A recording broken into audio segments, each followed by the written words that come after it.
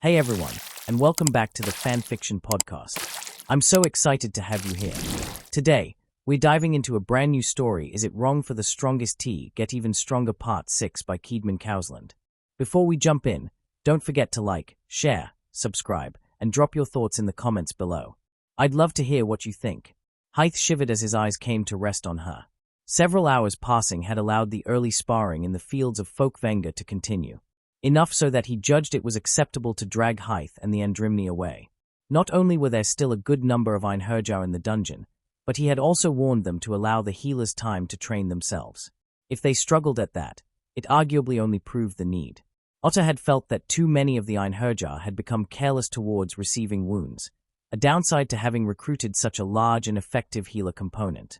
Ariason Otter preferred not to rely on even potions, having once felt the lure of being around a healer who.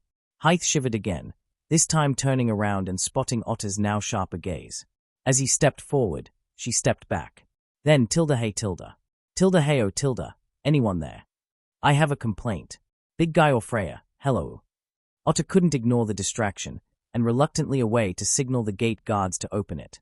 They did so. Although as a form darted inside, they sent him a look that all but echoed Alan's sentiments the previous day. There you are, Goddess Hestia declared as she spotted his form, cheeks puffing out. Where did Freya send me? Mia threatened to spank me. And she wasn't lying.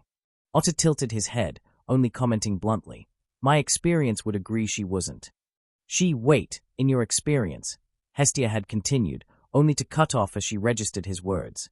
Building steam punctured by that, and instead sending him a look from feet to head. She spanked you. That's terrifying.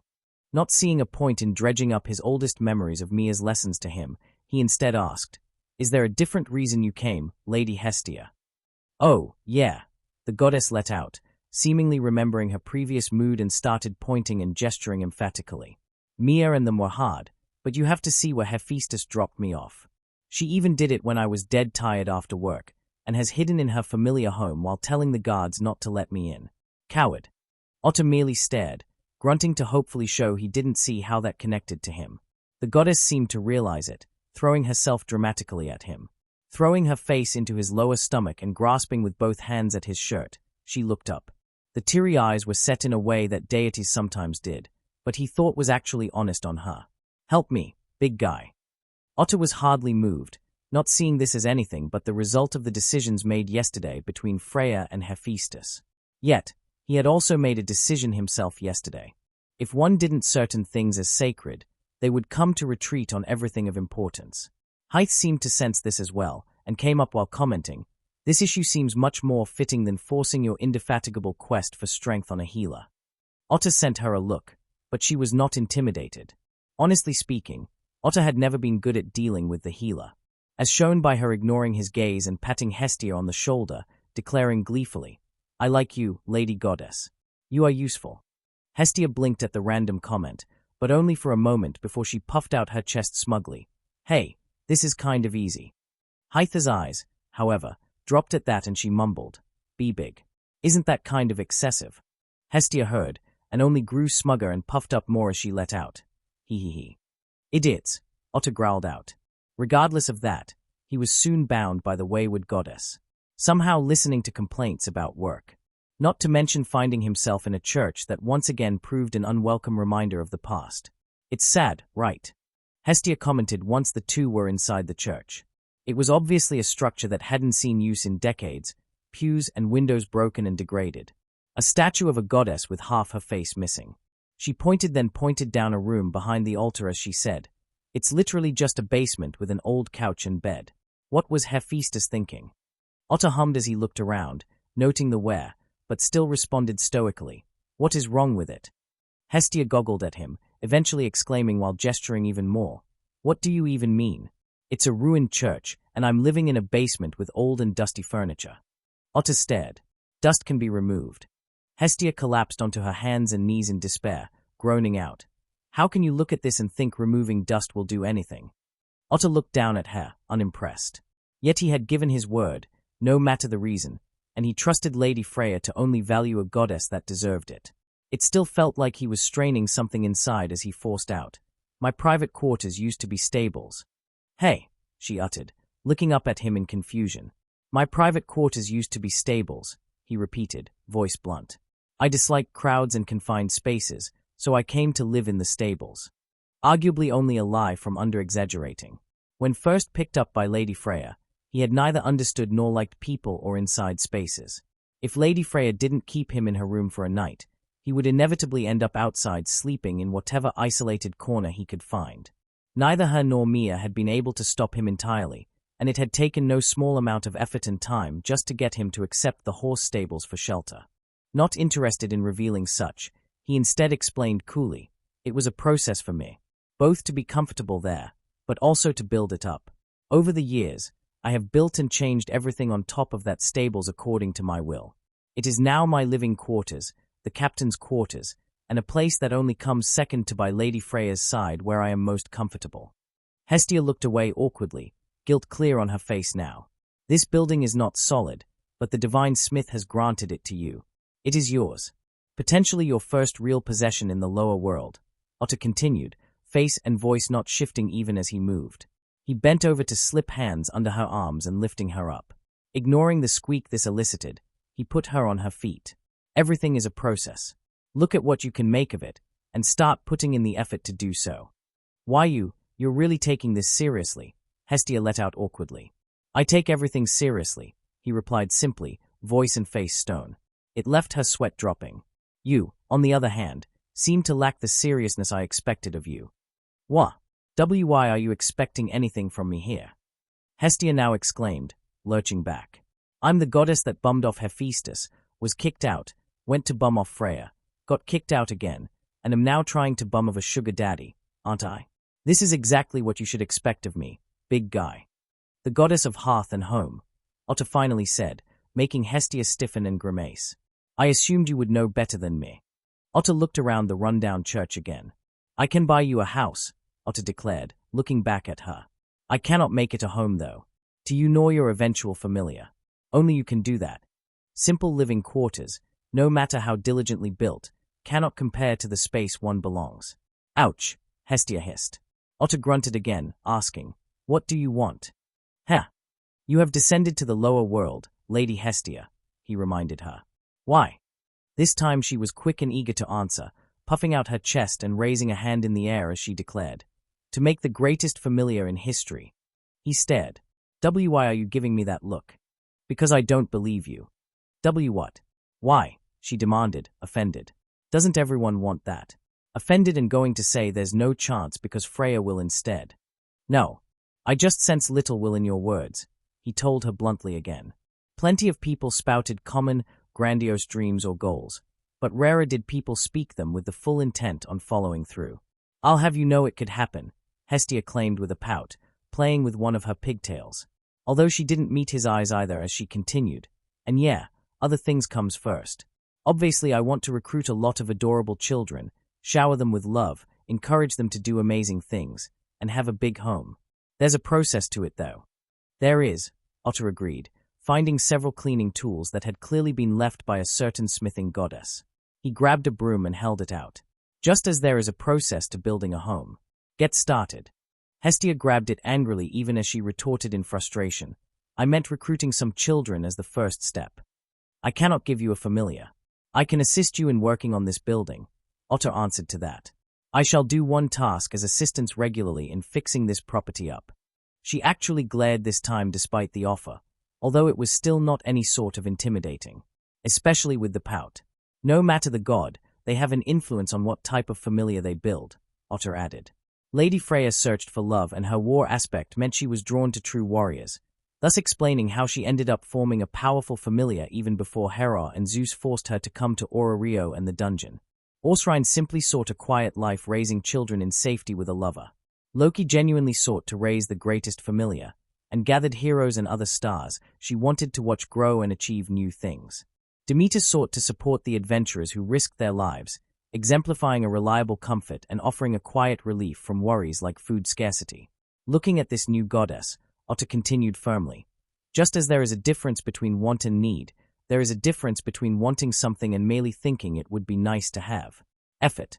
Now, do you want a home enough to work for it? Moo, fine. Hestia said, gripping the broom tighter and spinning around with a huff. She then started using it as she muttered, "Getting lectured. Brought him here, and get lectured. Aren't I the goddess?" Otter was unconcerned with such words. He had learned not to take the actions of deities at face value. It was doubtful he told a goddess of home anything she genuinely didn't already know, unless his own beliefs were wildly divergent from hers, but deities tended to like playing around. She likely came here intending some sort of joking play that he interrupted. He didn't know what she originally intended, but he had little desire to play along regardless. Deities had called him boring before with such behavior, but few could demand he focus on entertaining them. Seeing the goddess working now, he asked, "Which task do you want me to do?" Hestia paused, reluctantly saying, "Dusting." Otter nodded and started working without another word. Several minutes passed in silence. Then she suddenly spoke though, muttering in a low, dissatisfied voice. "This has actually been hard, you know. I could read all I wanted at Hephaestus, but that was not enough. And now I'm kicked out. Hephaestus won't see me, I'm being picked on at work, and I don't have many options on people I can turn to or even spend time with. This isn't why I descended." Otter paused, even he able to recognize the sad undertone underneath. Admittedly, it could be a trick. It also still didn't necessarily involve him with this goddess he'd pledged some support to for reasons not quite about her. He had still given his word. To a deity who descended to build a familia and valued the idea of that, even he could see that the period before they recruited anyone could leave them listless. Maybe even lonely, looking at Hestia in this moment. Otter frowned. He still couldn't recruit a familia for her, but he finally said after another minute of thoughts, "Do not judge the others at the hostess of fertility too quickly. I have never been there, but I have heard enough. Mia is rough, but not unreasonable. Or unkind. You can find a place there." That was all he could say, not understanding. Hestia merely nodded, entire movement dejected. "Damn it. I shall stop by tomorrow to do another task." "Heh," Hestia said, head rising and not doing a good job of hiding the victorious smirk on her face. "Idiot," Otter growled in irritation. Hestia was soon chatting though, voice light-hearted and triumphant. "Before noon, please. Mia said I have to show up at noon. Today too, so be done with the dusting by then, big guy." Restraining himself, Otter merely forced out sternly, "I was already going to leave before noon anyways, no matter the situation." "What? You were prepared to leave me at noon?" "Yes." No hesitation. "Ooh, naughty sugar daddy. Selfish. Ready to drop me when convenient for you without a thought. I'm going to cry." "You were almost late, Otter," Lady Freya said as he appeared at her side, the goddess not even blinking as he all but blinked into existence by her. "Apologies, Lady Freya," he said, bowing slightly. "I was drawn from Folkvanger to assist the goddess Hestia, and she kept me busy longer than planned." She stared at him. He was spared having to ask her why when figures approached, making her turn away while saying slowly, "Something to discuss later then. Greetings, Hephaestus. Dien sect. Hummies. I see you brought your brightest stars to me." "Only a bright star to see a bright star," the blonde-haired Hermes declared theatrically as he approached, slipping his arm around the aqua-haired adventurer next to him. "Although, I must confess that in a matchup between the king there and my dear Perseus, she might have too much of an advantage for me to allow the contest to go ahead. Just wouldn't be faio. Oh. Stop even the suggesting, Lord Hermes. Please," Asphiel Andromeda hissed while pinching her deity's side, although she made an admirable attempt to still appear dignified as she bowed to them. "Lady Freya." "Sir Otter." "Perseus," Otter returned. "If we're talking about special stars, I'll proudly present my DEA saint," the white-haired and bearded god of healing announced, gesturing at the small figure next to him. "Please restrain yourself, Lord Deity," Ermid Tizane said, the silver-haired healer and medicine maker in her expected uniform of the Dien sect familia. She bowed. "Lady Freya." "Sir Otter." "DEA saint." He, still keeping a 10-meter distance from Otter, Ermid. A voice from the final group called, making them turn to see the tan form of Tsubaki approaching with the divine smith right behind her. "Still offended he refuses to ever have you heal him? Or do you still feel he brings bad luck to you?" "I do not know what you mean, Lady Tsubaki," Ermid said, face placid and unaffected. "Yeah, sure you don't," Tsubaki said with a chuckle. "Enough, Tsubaki," Hephaestus said before nodding at them. "Freya. Otter. Only a day, but let's do some good work here." "Naturally. I expect nothing less," Freya responded, mysterious, not friendly smile on her face. Me neither, Hermes added in, popping up with a mischievous smirk as he looked at Tsubaki. Is everyone ready though? Not that I'm complaining of Cyclops stat dash. Asfi's hand reached out and snagged his ear before he could finish. Although Tsubaki just laughed boredly as put her hands on hips as she retorted. Got up from the dungeon, and will be going back.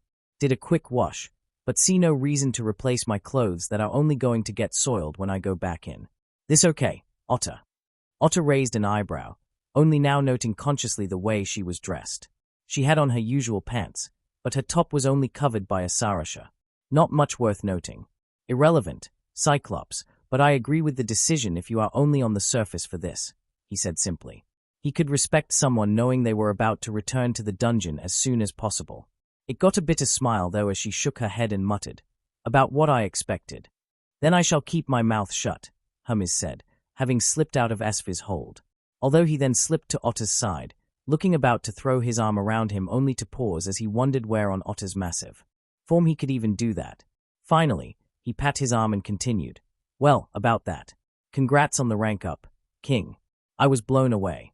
Truly admirable. I had tears in my eyes. Otter only let out a deep hum at the flighty god's flatteries. Although I can't say I wasn't also distracted by that, the god continued, pointing at the Eye of Bela that had been placed on a table before Otter's arrival.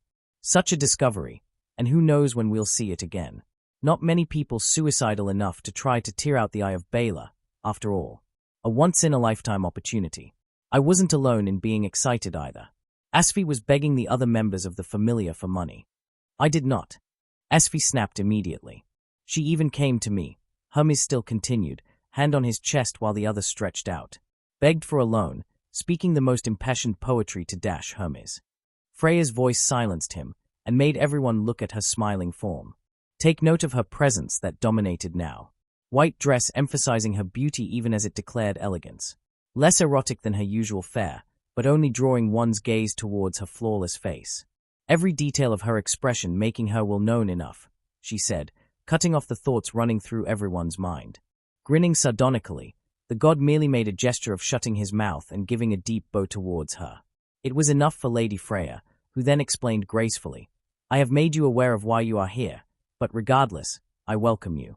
I have ordered this area of Folkvanger separated, so we shall not have any disturbances. Anything heard here shall only be by my children, and they shall keep quiet. So, observe your duties freely and without concern.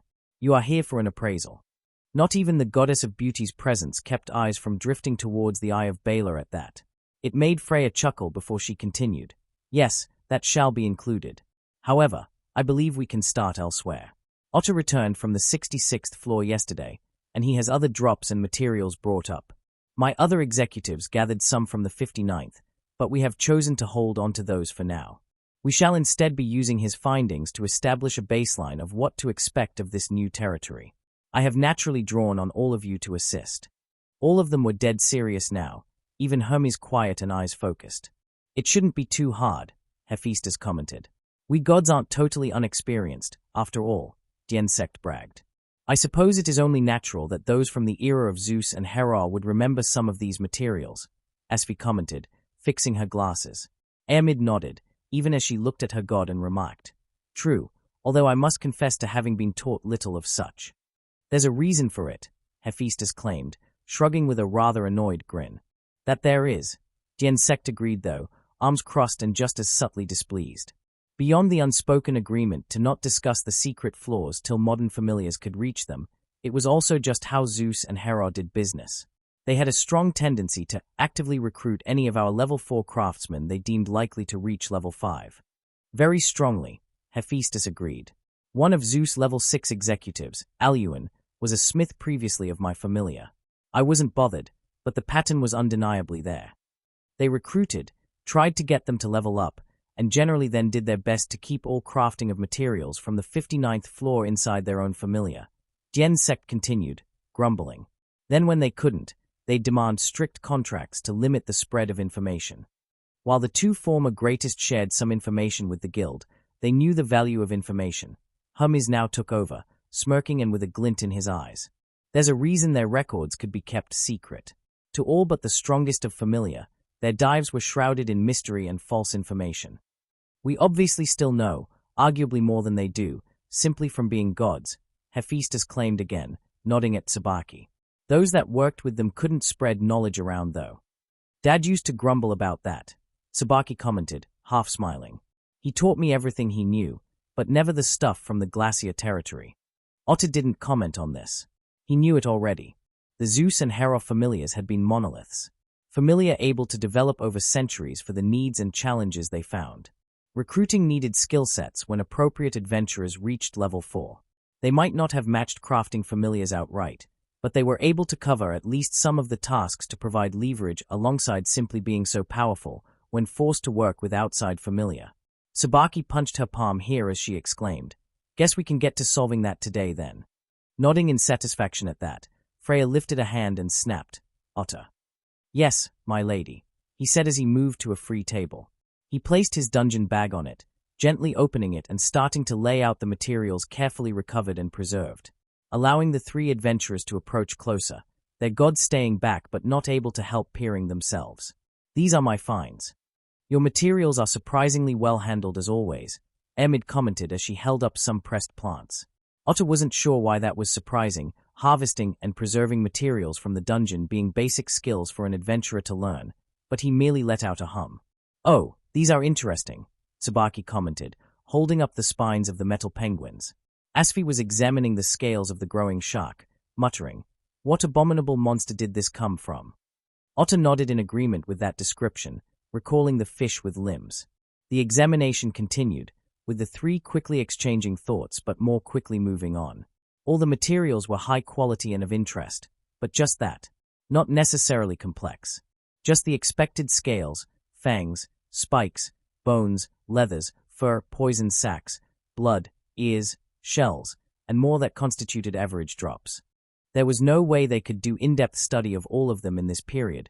That would have to follow a far longer periods of time, but they could at least see which things they were most suited for. Equipment, magic items, or medicine. Eventually they did touch on one of the more special that Otter had removed last. "What are those?" Emid asked as he brought out several drops and kept them together. A patch of hair, fragments of a carapace, a number of bugs trapped in a small jar, and another jar filled with glowing berries. He explained as both she and Asfi took several, from one of the strongest monsters I faced. Lightning element, but alongside some other element. Appeared to have a symbiotic relationship with these bugs that used said other element. They ate from these berries. Took them all together. The bugs are dead, but they exploded in combat. That made Emid put down that bottle, although she then looked at the berry one as she whispered, "Ragon." "Dragon," Esfi confirmed. "How they?" Emid asked as she popped the bottle open and gracefully gave a single sniff of the berries. The reaction was immediate and harsh. "Poison," she burst out, hacking, coughing, and rather trying to sneeze her nose all at once. This is healing droplets. Tears of light dash everyone could only watch as the usually graceful and collecting healer all struggled through her long chant spell, even if her god and Asfi tried to help her. Only Hermes laughed. "I heal you. Dear Frattle." She finally managed to get out, her magic circle springing to life around her. But, it's not working. It took a good 5 minutes for the situation to be handled. Her god eventually just had to do things the old-fashioned way. Have her flush her sinuses out entirely. An activity that not even she could pull off gracefully. It left Emid trying to regain her dignity despite the bright red nose she now sported. Everyone else looked away, sparing her after the display. Otter, however, remarked calmly, "Your nose is red, da saint. Do you need to flush your nose again?" She sent him a dead-eyed look, and she moved to a distance from him. It made Tsubaki and Hermes let out muffled laughs. She then tried to pretend nothing had happened as she said, "That will likely kill any level 1 exposed to it. Didn't think it would be that bad, but I know what this is," Sect said, protectiveness no doubt pushing him as he moved to cover Emid. He did focus on the berries though as he elaborated, "Dragon element. As the name indicates, it's something high-level dragons are able to utilize. A magical element, like fire, usually manifests in a different form." That made everyone grow grim, Hermes murmuring, "The miasma of Dragon Valley." "Yes, the miasma of the dragons there which poisoned the land," Sect remarked, before sighing. "I had hoped that my Emid's spell could purify it, but seemingly not. I'd never risk her going to such a place to find out before this. I have additional experience in this, Otter spoke up here, drawing memories. Before these floors, several Cadmus and Valgang dragons. Right after the Great Feud, when I managed to access the labyrinth territory again. It had been an unexpected find. After 8 years of surviving without being culled, several of the monsters down there had shown their age. Some accrued wisdom, even outright irregulars. It had actually been a welcome discovery, and the years it took him to cull them had offered the largest challenges of a 5-year period. They did not emit miasma like the dragons of the Dragon Valley, however, but infused it into attacks, much like the Blood Lightning Wolf did. The dragons of the valley are ancient, Hummies spoke up, still grim. Descendants of dragons that escaped long before the dungeon was sealed. Their miasma is meant to create widespread destruction on the surface. Suck life from land. After being sealed, the dungeon could have encouraged more targeted uses, although they are simply 2 different methods for the same desire. Well, Ermid spoke, still short. My instinct is against these finds being brought to the familiar. They are dangerous. Yet they, like many harmful materials, could hold the key to antidotes to the affliction. We must find a way to manage. Any sort of treatment to miasma beyond sheer prowess or very rare purification spells was so desired. I believe find a use too, Asfi declared, eyes intense and eager. I think I remember these too, Sabaki claimed, peering closer at the drops over the berries or bugs. Think it was with drops, but I believe Father managed to infuse Gluttony's weapon with this stuff. The one he used to slay the behemoth. Not just his weapon, Hephaestus corrected. His armor too. Dragon element, while very hard to infuse into equipment, has natural suppression properties on other elements. Not the most direct anti-magic effect, but that man liked it. Also enhances attack power against many monsters that wield the dragon element. Unfortunately, I don't think this is enough for such experiments right now. Best allow them to have a crack at it. Especially Dash, Sabaki stated with a sigh, despite clear interest. Although she shifted focus by snatching a piece of or from a pile Otter had just removed. As I remember seeing Dad with some of this. He was not happy. Oh, that stuff, Hephaestus commented, grimace coming on her face. Yeah, rather like that, Sabaki replied. Especially when I saw a piece of his and asked why it looked so shabby. He just started cursing. Otter didn't respond to that, instead offering, found it in an ice cave. It was a challenge to remove, and none has melted. It wouldn't, the divine smith revealed, sighing. We call this Staurim. Enchanted ice, by another name. A valuable find, I hate to admit. Quite a bit better than adamantite. Otter's eyes narrowing as he commented, I cannot remember seeing it among Zeus and Hera. Because it's a pain in the ass, she answered bluntly, blowing some hair from her eye in exasperation. If every material has a personality, Staurim is a grumpy old man that is always irritable and complaining about kids on his yard. It wasn't used often. Besides being a pain in the ass to forge, Staurim only accepts ice enchantments and just refuses to smooth out. Comes out looking like rather hastily shaped stone. But it is strong. Otter asked, intently meeting the gaze of the divine smith. She stared, finally sighing and admitting, yes. Besides Maxim and Sirius stuff from the latter's mystery-produced equipment, I can't say any of the other Zeus and Hera XX had outright superior equipment than good Staurim equivalents. If it comes out looking shabby though, no adventurer will want it, Sabaki pointed out. Otter stared at her blankly. Sabaki met it, deadpanned, and finally elbowing her goddess to stage whisper. That is the look of someone who has no concept of aesthetic appeal in equipment. Otter indeed did not understand, even if he had noticed just about all first-class adventurers had a distinctive style to their equipment. Well, it's also about a crafter's pride, Sabaki tried to explain with a sigh. We don't want to put out what looks like shabby equipment, expressing our artistic vision, creating a brand. And to put it in ways you might understand better, Hephaestus interrupted, chuckling and meeting his eyes. It's largely unnecessary. Adamantite, mithril, or orichalcum mixed with drops from the secret floors create roughly comparable equipment. Gluttony's armor was made with adamantite and dragon scales. The scales of some shark monster created a very appealing and tough armor. Blades from certain horns. It required quite a bit of drops, but the monsters that far down have more drops anyways. It works, and are compared to Staurim, which doesn't easily alloy with anything offers variety. Otter considered that, not sure he agreed, but nodded in acceptance regardless. Plus, not sure this will get you anywhere right now anyways, she then added, making his eyes snap to her. Smirking teasing, she elaborated while snatching the Staurim from Tsubaki. Tsubaki can't forge this right now. What? I can't. Nope, she answered bluntly. Staurim usually had a different purpose. A training tool. You also have more to go. If I simplify the process, when a smith reached level 5 and E rank in blacksmithing, Zeus and Hera usually created contracts to start having them use materials of the secret floors to go further. You've spent years training and reached the limit of E rank even without Tsubaki, but no one has reached D rank before to my knowledge without such. Working Staurim alongside plenty of years and being level 6, then pushes blacksmithing to C rank. Seriously? Tsubaki asked, offended at the idea. It's impossible before that. Not without a spirit forge, although Goinbu might have some old techniques. The method of Zeus and Hera required both level 6 and at least D-rank blacksmithing, the divine smith stated definitively. Although that proved less definitive for her own captain, who instead showed her sharpness by countering their discovered method. What about another method? Could you forge it? The goddess paused, considering her answer but finally confessing easily. Well, yeah.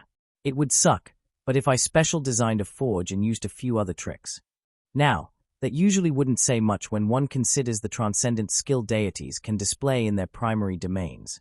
That didn't seem the case for Tsubaki though, who merely grinned, grabbed the Staurim back, and declared, Well, as I am already intent on challenging you, Lady Goddess, I suppose that is only another challenge to properly do that. Otter hummed, feeling like he had turned into a spectator. He seemingly wasn't the only one, as Lady Freya spoke up. Perhaps we can help each other then.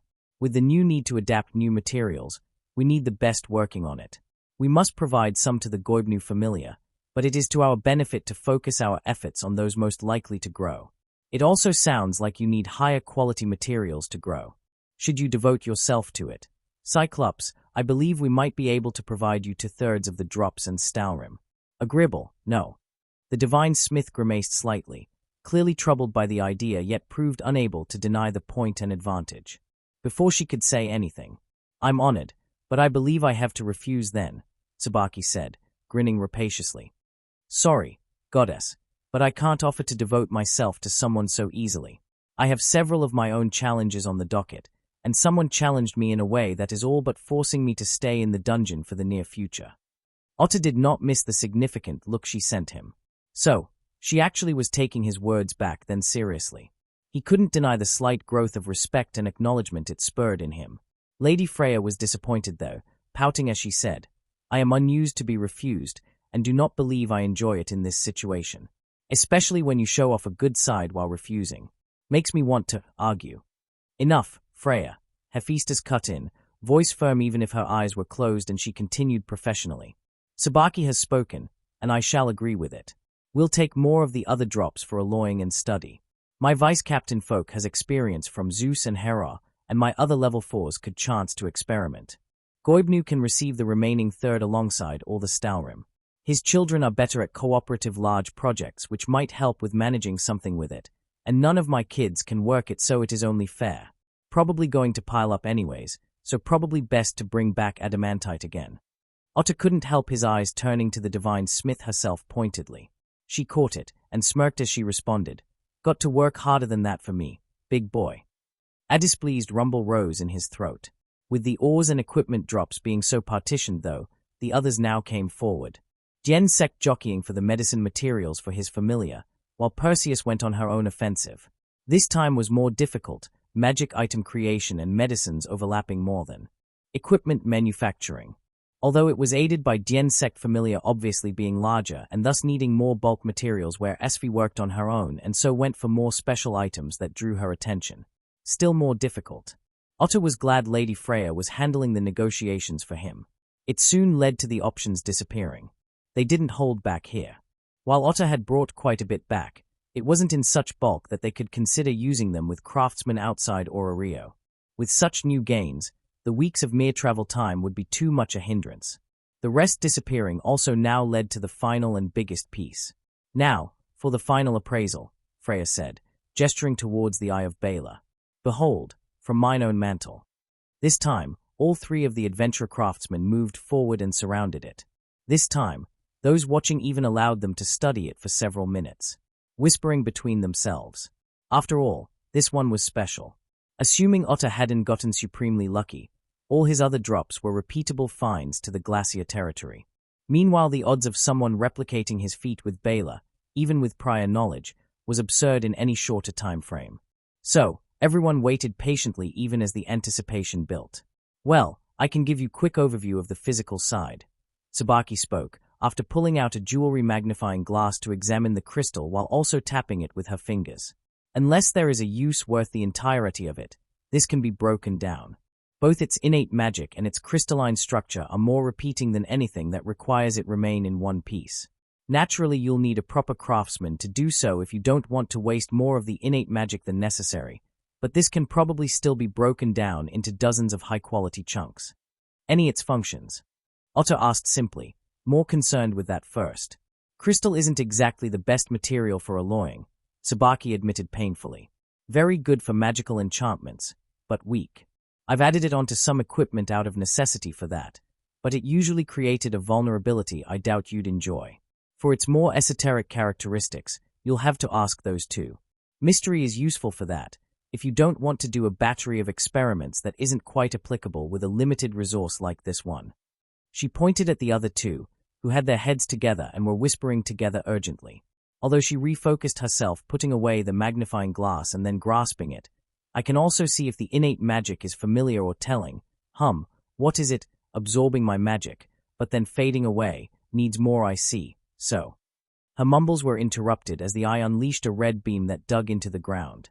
The ground tore, and yelps of alarm burst out of those surrounding. Otter moved instantly, forming a wall as he used his body to protect Lady Freya from the unexpected attack. But it only lasted an instant, leaving everyone to stare at Tsubaki. At least till Asfi muttered, Tilda. So that's what it is focusing. Sheepishly putting the eye down, Tsubaki coughed and took a step as she said, I think you two might have some explanation. Yes, the findings were a bit mysterious, but I think at least comprehensible now. If still hard to parse in implication and possibility, Emid claimed, patting dust of her white uniform. Then, please, Freya said, coming out from behind Otter with a hard smile. Enlighten us. Otter turning and giving them a hard look too probably didn't help, but he hardly cared. Emid exchanged looks with Asfi, seeking comfort before reluctantly starting. This is a harder and rarer find, so many of its best properties are more esoteric. Enough that it's a bit hard for those who don't understand the mystery developmental ability. Otter interjected here, announcing automatically, mystery allows the user to perceive, touch, and manipulate conceptual aspects of the world. It got him stunned looks from both Ermid and Asfi. His mouth tightened, regretting even as he reluctantly admitted shortly, I once knew a mystery user. Why yes, well, Ermid continued, coughing delicately into her hand. You are correct. Some describe it as manifestation of miracles, but that is not so. There is a conceptual overlay of the world that is separate from the physical or magical. Manifested concepts affect the world in ways not traceable to those two, although not totally unrelated. Now, most things in this world do not have a manifested concept. Some do, but near everything has potential concepts of varying strength that mystery users can manipulate or manifest. It allows multiple options that others do not have. Asfi took over, nodding at Freya respectfully. As an example, deities often have a conceptual effect related to their domain. Lady Freya, you are quite literally recognized by the world as beauty. It's not physical, magic, or even your arcanum. It's just an innate, inviolable association that the world recognizes and so affects reality. Although that is an extreme example, Ermid spoke, choosing her words carefully. In my case, two ways I use it are in prosthetics and my healing. With prosthetics, I conceptually make them, you. Even if the prosthetic was made by someone else and an identical copy was applied by someone else, the one I applied so would function better. I also use it with my magic, allowing me to enhance the healing of my spell or specifically target curse. Wah, you can do that. Asfi let out, not able to help herself. People with good spells are so lucky. That got several of those present to look at her with raised eyebrows, being a mystery user. She seemed to realize it, coughing and regaining herself before she explained. A case for me is my bombs. By collecting materials with at least potential for the concepts of flammable, I can mix them and fuel the concept. It's not potion making or alchemy. Without mystery, the products would be utterly useless, but I create a conceptually flammable product. That's so wrong, Emid now let out, trying not to grimace at the admission as a potion maker. I've gotten better and improved it since, Asfi tried to justify. Sabaki chuckled ruefully from behind, drawing attention and merely shrugging as she summarized. A lot of magic items created by mystery users are like that. If they don't have skills elsewhere, they really don't make sense. Honestly, it doesn't mesh with blacksmiths. We're more nuts and bolts. I can create an enchantment or magical effect, but it doesn't matter how well. You forge a sword. To the world, it's still just an oddly shaped piece of metal. Can't affect that purely through blacksmithing. Not quite true, Hephaestus inserted. Wait, really?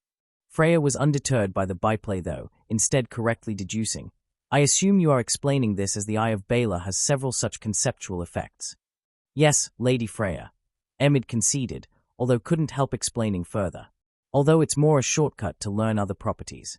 For an item this strong, its concepts strongly correlate to more understandable properties. All magic creations have three aspects: physical, magical, and conceptual. Although what many think of as magic items usually rely on the last, which mystery users interact with, they still bleed into each other. I can't imagine manifesting, cutting, onto a smooth, round ball for instance. Innate magical properties also help to define potential concepts. For a drop as high quality as this, you can expect all three to be quite unified in purpose.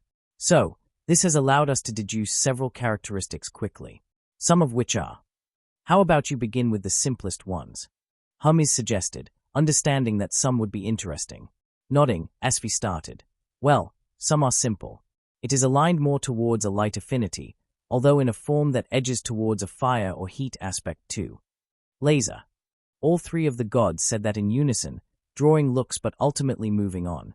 Yes, well, the next manifested concept would be sight, and that has clearly influenced its physical form. Despite having shifted from biological into a crystalline form, you could say it is still conceptually an eye. It's not easily apparent, but if you get close you can see through it no matter the angle. It might sound pedestrian, but this material would be very good for telescopes or goggles. A little bit of adjustment could allow it to see vast distances, and together with the light concept inherent, one could make it pick up heat or types of light we cannot see. Otter grunted, mentioning, Bela is said to sense heat. It probably quite literally sees heat as a form of light, Ermid concluded with a nod. But moving on to the next concept, it is curse. Not too uncommon a one, although its particularities are different. Most curses are based around hindering healing or lowering status in some ways. This is more a curse of stone. Petrification, he supplied once again, nodding. Its largest attack had such an effect. Turned my skin exposed to its light into stone that crumbled to dust, even with enhanced magic resistance. That got him alarmed looks, which he ignored, before Esfi eventually looked at the Eye of Bela and concluded uneasily. Well, that likely means that using a piece of this by a hexer would bestow such a curse. Such as a sword that turns surrounding tissue to stone. That got a few more alarmed looks. Such a concept can also be utilized for curse breaking though, Emid countered though. Something as strong as this, no curse I have ever encountered couldn't be lifted. A piece ground up into crystal dust would be a powerful curse-breaking material. The looks were more comfortable now. The next one. Asfi started, sending a cautious look at the gods. I've never experienced it before, but it's, well, and to divine. Oh, how interesting, Freya commented, chuckling. Hummies was more serious, explaining, not a surprise. Black monsters are rare, but not unknown. Bela is the dungeon's greatest asset it can control. While the great beasts are obviously stronger, they are not so easily corralled. One could almost call them independent. Bela defending it directly when it was yet untamed though. It's always been suspected that it is inherently a black monster. What could be done with it? Freya still asked. Asfi exchanged a look with Hermes, but still answered, I am unsure. This concept, I have never felt one more solid and hard to manipulate. It is likely innately immune to any arcanum though, and might disrupt many divine effects. It would need testing. Items enchanted with it could be immune to arcanum. It might hinder Lady Hephaestus if she tried to smith it, or it might disrupt the charm of a certain goddess of beauty, Freya suggested, Otter's eyes sharpening in response. Although she raised her hand to calm him, smiling at the now nervous Asfi and Amid to do the same there. Do not worry. This is not a surprise. 'Tis little known, but both Zeus and Hera had a few little pendants that had such an effect for their executives. Not perfect, but enough. Really? Asfi demanded. Indeed, Freya confirmed, now smirking. In fact, I have one on my mantle. Were covered Zold's during the Great Feud, although sadly Alpheus was lost with her in the dungeon. Oh, how interesting. You've kept a secret well from me, Freya. You minx, Hummies said, leaning forward. Not a secret, just unmentioned, she claimed, meeting his smirk. Either way, this seems to have answered that old mystery. Those familiars must have made them whenever they killed a black monster. Couldn't have been often, Hummies pointed out. Old Oranos would have flipped on even them if they taunted the dungeon so, but I suppose there must have been a few incidents over a millennium. Just sighing at the heretical information was seemingly not a concern for the gods. Asfi adjusted her glasses before she said, the final trait is the most impactful. It made Dien Sect remark bluntly, I assume that beam. Yes, Asfi admitted. Conceptually, it is focusing. Which sounds innocuous, but as shown is in more practical terms, properties that focus magic power into a clear and direct attack. That actually made complete sense when one considered Baela's main method of attack, but it got everyone's eyes and postures to sharpen. That. Hummies began, only to start laughing. Mags are going to unite for this. Otter frowned too, and asked, how effectively can it do so? This drop as one piece requires some strong magic, Tsubaki claimed, rotating her shoulder bitterly. No mage, but I doubt I could do it 2 or 3 more times without being on edge of mind down. Probably need to be a level 5 or a strong mage. With how its innate magic functioned though. Smaller pieces should solve that. Lower peak ceiling for power, but more manageable minimum necessary. Otter moved on his own here. Not asking, he took it from Tsubaki and pointed it away. He then started Hildy's Vini without a chant, only doing it slowly to avoid the ignis fatuus. Channeling it into the eye, a bright golden beam lashed out this time before he stopped. Amid watched, explaining elegantly. It helped that your spell is already of the light element, but the light affinity could be easily removed from separate pieces. It would then take on whatever element of the one using it. Otter didn't respond, merely staring at it. The implication was clear.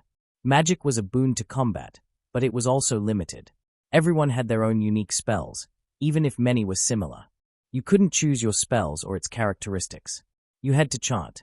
All realities of combat for mags that had defined their roles and limitations since the gods descended.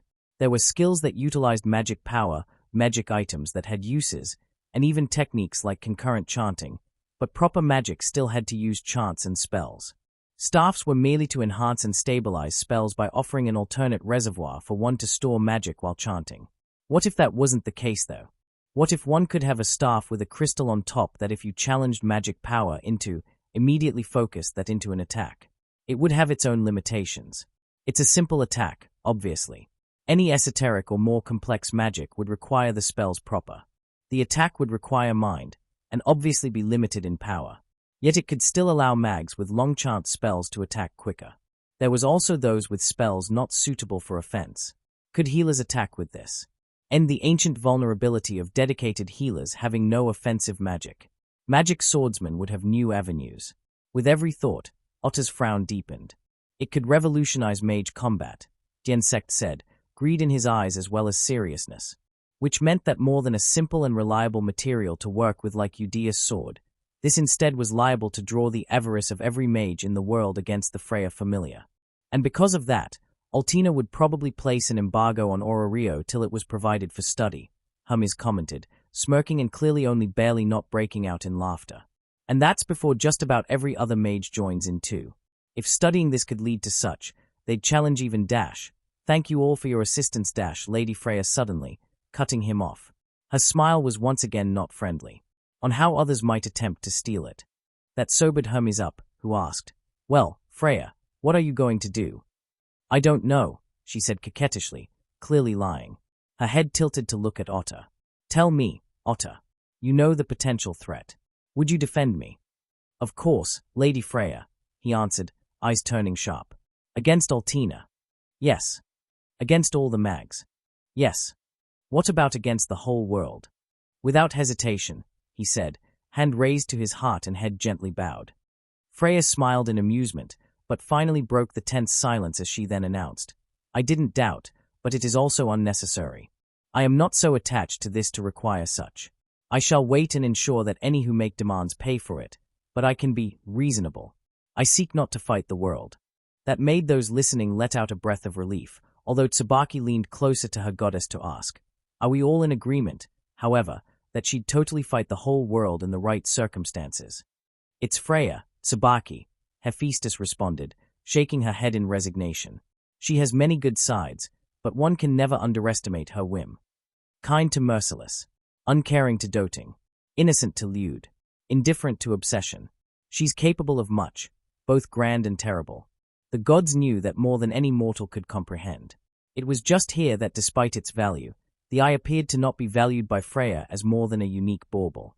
Turning from Otter, Freya then looked at Tsubaki as she questioned, is this replicable? This crystal? The effect? Despite her previous comment, Tsubaki answered professionally, yes and no.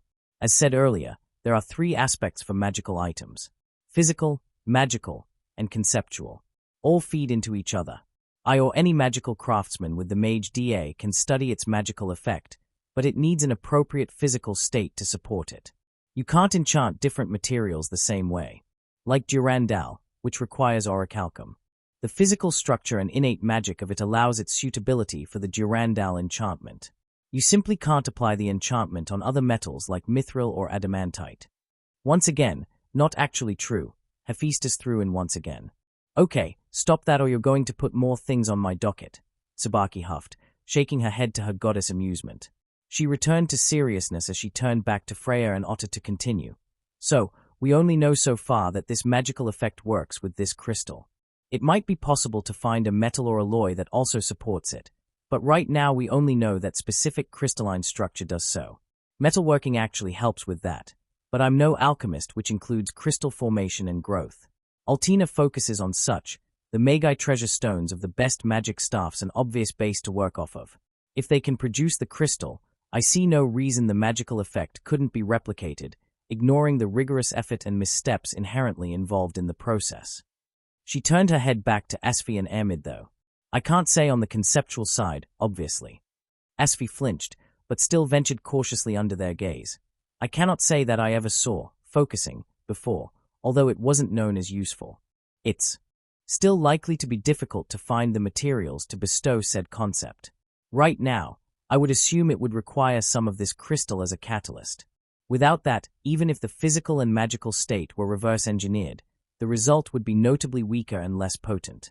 Not enough to not be worth it, but any pieces of the original I are going to be a level above. Then I believe I am satisfied, Freya claimed, drawing attention as she looked at them mischievously. Thank you all for your assistance. You may leave now. The sudden dismissal made all six of them blink. We have already allocated the other drops, and I believe it best that time is taken to ensure the right decision is made regarding this, she stated, patting the eye. She flashed them a teasing smirk. We'll get back to you if we require further assistance. That earned a variety of reactions, but they knew better than to argue with Freya, especially with Otter looming behind her, staring them down. After a short goodbye, Otter spoke while looking at their retreating backs. Is this all right, Lady Freya? Which part? Eventually giving up parts of the eye for others to study, or allowing them to leave like so, she asked lightly. He merely hummed, making her chuckle. The former is all but necessary, and it's just a matter of choosing the method and allocation well. Even Altina better be willing to thoroughly repay us for even half the eye, and it's only correct that the other half remains with us. Any pieces could prove useful. Plus, I believe I can be a generous empress. We can consider this a gift from us to Orario and the world. Yes, Lady Freya. As for them leaving, well, it will be fun to get back at any of them that leak it while not covering their tracks well enough, she continued teasingly, watching their backs. Hummies will probably frame one of the other two, even if he doesn't leak it, but I enjoy challenges. Otter hummed again, just taking in the natural assumption and acceptance that one of them would leak the news. Return the eye to my quarters, Otter. Then you have the rest of the day to yourself. I have to work, she said as she turned and started away. Although she did pause and look back. Oh, yes. Otter. Yes, Lady Freya. Remember, I expect to see you tonight too. Of course. With that confirmation she left, leaving Otter to frown at an appraisal that was not as directly beneficial to him and far more complicated in terms of wider effects than he had hoped. He was irritated. That irritation might have shown when he tracked down Hythe right after. Although, she admittedly shot right back with her own. Seriously, she snarled as she found herself before him. It was delayed, but it is time for me to test you again, he told her simply. And I don't see the reason, she retorted, even if her hands tightened around her staff. This is just you doing what you want. Otter only felt his irritation growing, feeling quite tired of this already. Possibly, he merely told her, stance as firm as stone. Yet that doesn't change my intentions. Yet it can change mine, she countered, slamming her staff to hit the ground dramatically. I am head of the Andrimni, and I actually have duties. Too many to get distracted by you, who refuses to even state why you are fixated on this. There are others you can use. Why me? Otter honestly wasn't good with Hythe. He knew more than anyone how little he did as a familiar captain, with his tasks earlier that day largely what he had to do. Otherwise, he could neither participate in the fields of Folkvanga and few desired or needed his help elsewhere. In comparison, numerous responsibilities had been dumped on the healer. The duty of healing the Einherjar, allowing the baptisms of their familiar to continue. All the other support duties like cooking too. It was a heavy workload, and she knew it. Guilt on his end and resentment on hers did a good job of inverting the relationship one would expect of their differing levels. She could give her opinion without fear, and already he could feel his boreas bending a bit at not knowing how to handle this. It all made him feel his patience run out, already worn out by other interactions that always strained him in the appraisal. The result was Hythe blinking as she suddenly found herself on the floor, his sword at her neck. I have chosen you for this task, and that should be enough, he told her sternly, having moved too fast for her to even track, showcasing the difference in power to avoid needing to do anything more subtle. He just explained the reality to her. Either rise up to it, or crumple under it. That is the way of this familiar, and you seem to have forgotten that recently. She gritted her teeth, and half screamed at him as she tried to swing her staff to hit him. As he dodged, Otter thought that he had probably done something wrong there. As the training proceeded though, and the need to say anything faded, he still felt relief. The relief hardly lasted till he arrived at the farms of the Demeter familiar though. If anything, his irritation had grown despite the usual stress relief of a spa. It made him pass by the Demeter familiar members with barely a glance. He just arrived and started looking over his own little plot with body tense and mind distracted. It resulted in it taking a while till Demeter herself finally appeared. You can't be so tense, she immediately said as she caught sight of him, voice light and distracted herself even as she teased. The flowers catch on, and you might scare them. Not sure or wanting to reply, Otter merely grunted. You are tense. Orhif on the air made him finally look towards her. His eyes also lingered when he did so. Her hair was messier than usual, and she looked tired, if still pleased. Is this an acceptable time, Lady Demeter? He asked, feeling like he might have interrupted her in something. Of course it is, she said, although she caught his meaning. Smiling, she clapped her hands and continued. I was simply taking a nap, but better I get up anyway. I had a little drink with some friend recently, and I was simply more tired than I expected. Explained the faint alcohol smell, so he nodded before turning away. A minute of silence followed, even if he could feel her eyes on him. You know Tilda, she finally started again, making him look to see she was bending over while looking at his profile. She had a mischievous smile, even if it hardly affected her usual aura. I feel like I had some dream about you recently. He really didn't know what to do about that and simply grunted. It didn't prevent her giggling and declaring in a joking, accusatory tone, I think you were naughty in it, Sir Otter. Another grunt. I know it was a dream, but now I'm rather curious. Do you have a side like that? Another grunt. She was clearly intending to continue, but paused. Eyes on him. He then saw from the corner of his vision as she stopped that and merely let out her usual smile. Chuckling, she straightened her hair before she moved to his side while facing the bush he was tending. Sorry about that, Otter. It's not the time, since you are clearly tense. Tough day. Otter still didn't answer, although her words finally made him internally acknowledge it as just that. Work that he had little skill in, and involved talking to too many people. Talking to a goddess he barely knew yet still had to provide aid to. An appraisal that didn't go as he wished. The biggest find not offering some equipment well suited to him, but instead troubles. Not to mention more talking. Height. For a task he considered straightforward in training her till she was suitable to fight the Goliath, he felt like something was wrong. He was missing something obvious, and the chance he'd had not to talk now felt like a wrong choice. He would see Lady Freya later, but this day indeed had been tough. The dungeon is often simpler, he said simply to the goddess. Can't say I understand entirely, but I see enough, she merely let out herself, humming a bit too. Don't worry. Tending plants can help. I think I'm also in the mood to do so with little distractions, so please forgive this goddess if she gets a bit mixed up in her own thoughts. He grunted. The following hour passed in silence, though, only broken by the quiet snips of their work on the plants. They're moving around. Even her soft humming eventually only seemed to add to the quiet ambience. He was thankful for that. Enough to muster some words for a few exchanges at the end of said hour. Sorry about the impromptu gap. I tried to do a few side things, but bad luck sort of hit me. Also interruptions on the days I arranged to try and write for this. Once I lose momentum too, always hard to get it back. As I am back though, this Loki familiar expedition naturally for me ended up longer than hoped. Made me have to split it to avoid another 20k monster like that Shakti 4. It will be 3 parts, but I have the first 2 written.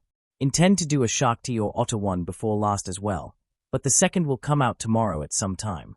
So, here is a Reveria perspective that I hope didn't become a teaser since action ended up next chapter in Raoul's POV. Insane Makaishan, I guess I tend to view blacksmiths as more nuts and bolts and mystery more mystical. That, and I sort of want to keep the big crafters as somewhat unique. Haha, those estimates on Zeus and Hera just make me feel that Zold and Alfea are a bit underwhelming, even if we are talking headcanons here and you could be right. Multiple level 8s each is not what I am going with here though. Not sure what you mean on Orsrine. Didn't do accents because they are a pain on keyboards, but is Orsrine without them mean deep cut? It's just what an old fic I pseudo-remember did, and I like the idea of a pure elite Zeus familiar. I will say they did have reason behind everything they did, even if they might not have been nice about it. Goofy our writer, thank you very much. No, this story isn't as directly exciting as some, so characterization and world building is rather what I need to manage well. Thinker, I sort of ascribe to linear, as it simplifies things, but understand that Shounen always needs some extra parts. More I use that a base for rough estimates. 78 is a bigger jump than 12, but it's not proportionally as great. I do subscribe to some stats being weighted, and 2000 tilde points more in a stat is going to be just as overwhelming if it's 13k vs 11k as 4k vs 2k. Mainly it is me just needing to keep track though, and I'm usually always one to look more towards vibes than hard numbers. And do not get me going on crafting. I can be OCD if I get going. As for Otter's behavior, I don't generally try to write with any diagnosis in mind, since I'm not educated there. Much prefer to stick to more general descriptors. I will say, however, that with Otter, even canonically he is a former feral child. There's no animal stuff, but otherwise he's all but textbook. He's just high-functioning because Freya can communicate with anything possessing eyes and he has a Falna. If there's a big underlying aspect of his characterization for me, it is that. Ventinus, thank you very much. Always good to hear people enjoy parts of this, since it isn't like a lot of other stories I've read in this fandom. Torres Juan 010, Glad Eye's result was fun. I kind of wanted to avoid some straight weapon like Eudea's sword or Leviathan Fang, so I thought of what it did that looked like it could have some fun effects. Its shooting beams made me think of it as key to usual fantasy wizard magic missile type basic attacks. It's just bad for Otter that not a whole lot of things are useful to him if they aren't a weapon of some kind. Guy's style is pretty simply that way. As for armor, if he can get armor that works for him, he will use it. Just not easy for anyone to make armor of that level. Alfea, yeah, her petting him and looking at him disappointing is a bit weird. Seems to imply they knew of each other some, but in AR they never even talk. The two likely started around the same time as adventurers though. I do have an outline of Otter's early years and whatnot. Alfea is not important figure of Hera familiar beyond the earliest years though. Freya is very capable of differing moods that can affect her behavior. I will say I have absolutely one development in future that really gets Freya worked up, but whether that directly changes canon's path for her is not to be answered now. I'm not afraid to explore Freya's behavior outside of Bell though. Guessed, yeah, checked summary of SO15. I'm not sure Corrupted Spirit would do against Otter in 1v1, but it knew its chance of killing him outright was small. It moved from the 60th floor of Cannon for a reason. Not at all because I forgot a few things in the early chapters. Tilda no siree tilde she looked over the ruined motora of the 49th floor till she heard footsteps coming from behind and a respectful voice announcing, "Captain has called the expedition members to gather for a discussion, my lady." Riveria merely nodded as she turned and started back with the younger elf falling in with her, remarking, "About time. Best we lower any amount of time when anyone is without orders." They had naturally given an overview before even setting out, but it was always good to remind people. The dungeon had a way of pressuring someone, even with the number of times they had reached this far. Seeing the heads of the familiar and receiving orders had a way of centering people. Well, that and Finn always had an unneeded number of permutations of the general plan depending on the smallest detail. He probably ensured he counted every minor injury or piece of damaged equipment before he could finally stop being indecisive. "Lady Riveria," her companion asked, hearing the slight chuckle that leaked out. "It's nothing," she returned, smiling as she started down the stairs. "Just some old pre-battle rituals that I haven't ever been able to completely stop." That answered nothing, but the elf didn't question her. The Loki familiar had camped in their usual spot on the 50th floor safe zone, a large plateau above the forest, granting a height advantage against any monsters that came from deeper. A well-practiced and proven method. It was all rote, except the lack of tents and much of the comfort amenities that were usually present. While never impractical, they usually allowed themselves some leeway in that regard. For longer expeditions that could easily last weeks, the bare necessities just weren't enough for most. Dungeon or not, that was just asking for additional stress and hardship to pile on. Better lack of supplies cut the expedition short than gambling someone won't make avoidable mistakes and cost lives. This time, though, they had refused even that, and all that was brought was that which would contribute to their desired result. This was that sort of high-pressure expedition, and pretending otherwise would be foolish. "Ah, Riveria. Good to have you here," Finn said as soon as he spotted her approaching. "Guess that means we can start then," Gareth added.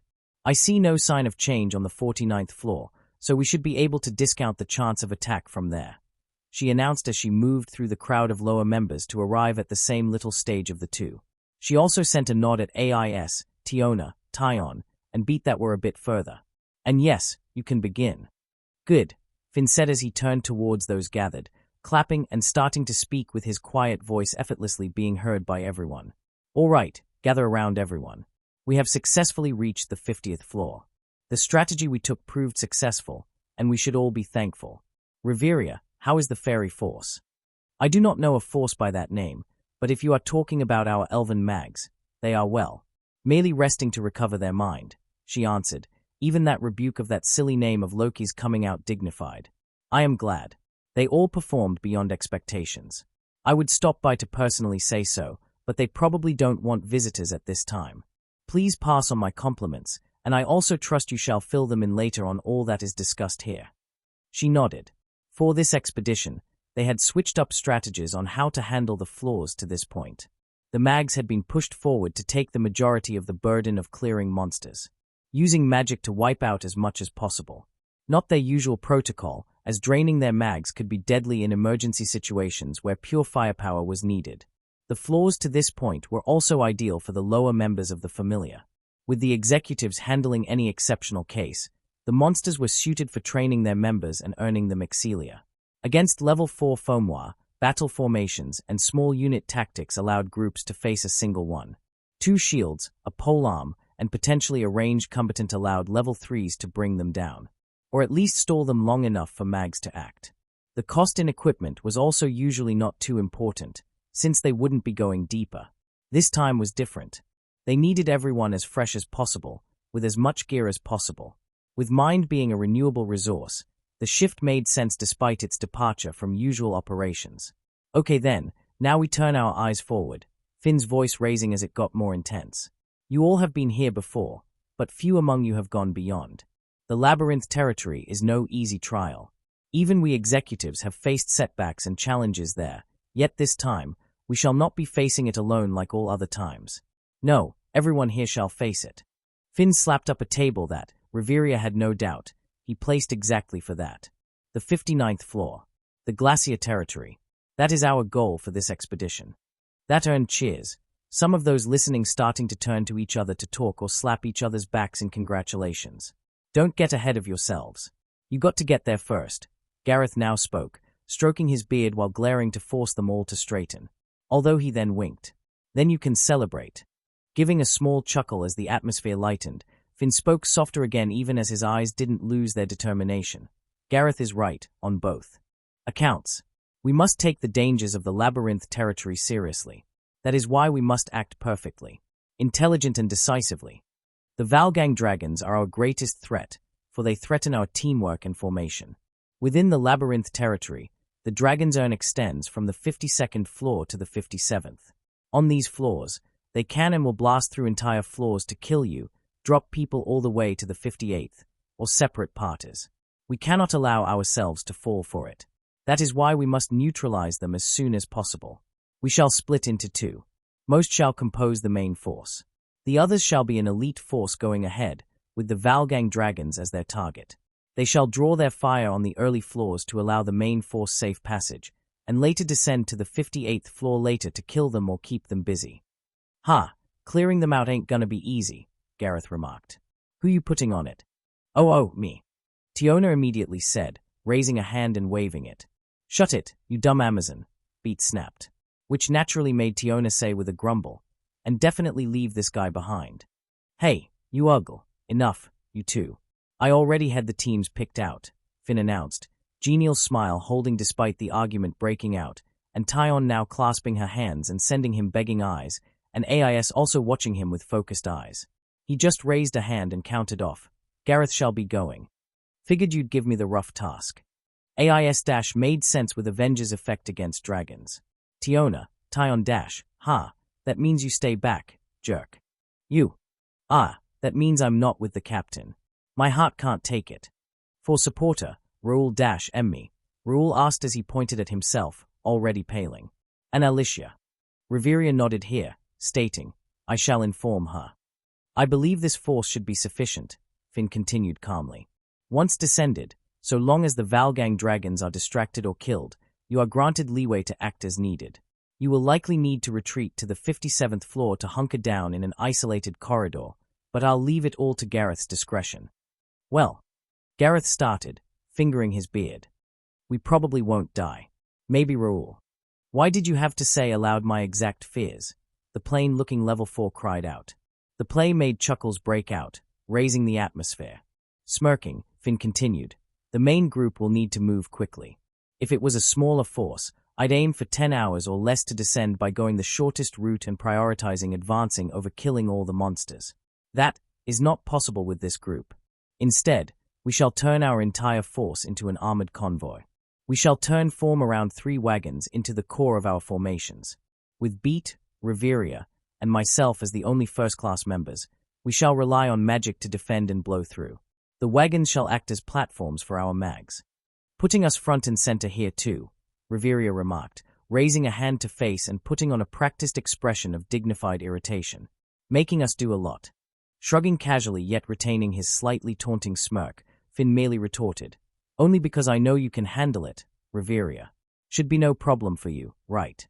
Naturally, she returned, although now she actually grew serious. The mags absolutely need a day of rest first though. I always intended to give it, Finn waved off. We'll use the time to modify the wagons and rest. You'll also be protected most dearly during the descent.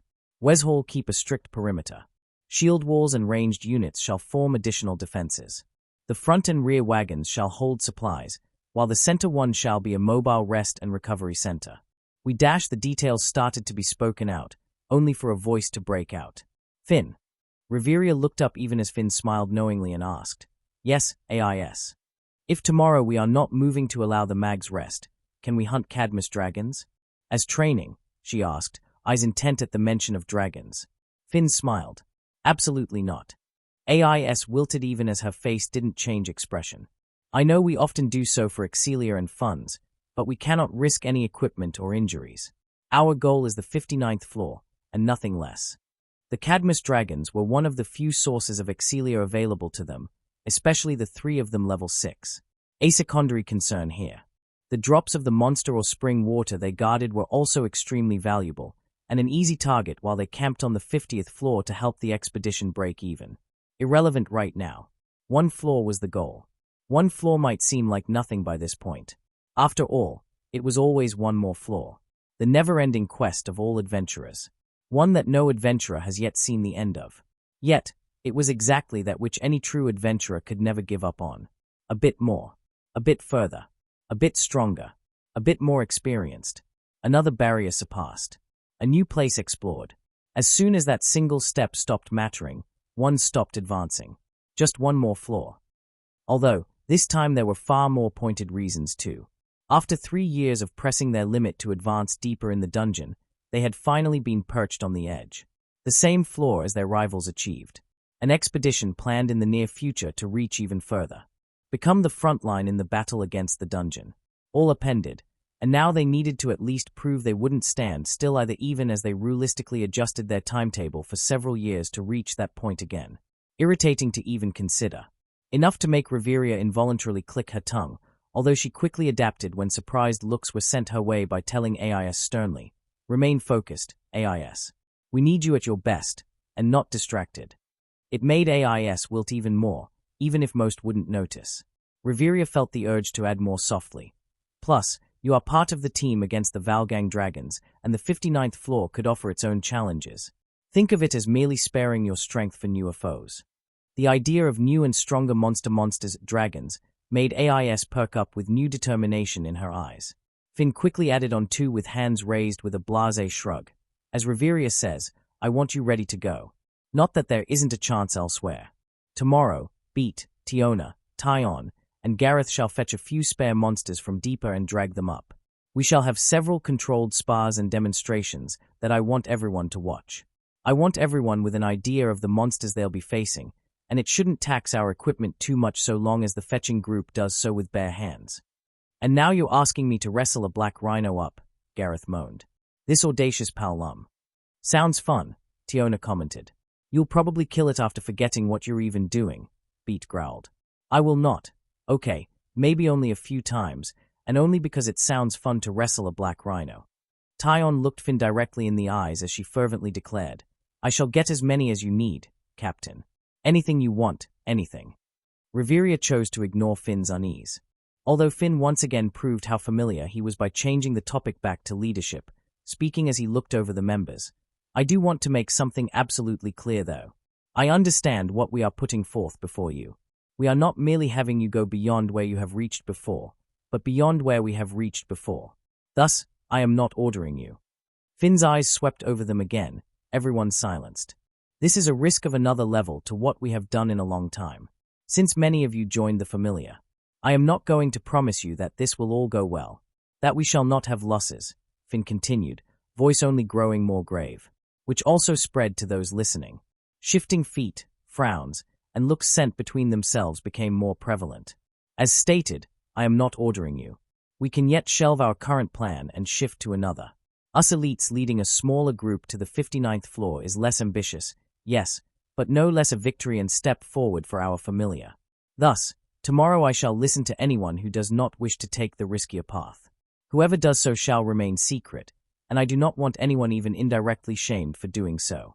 We all travel at our own pace, on our own path. So long as you all continue to take steps forward, I shall be proud of you as captain of the Loki Familiar." In this, Riveria moved with Gareth to also send calm and accepting looks towards the gathering of the Familiar. Organizing a proper convoy to the Glacier territory as opposed to a small group was indeed a step up.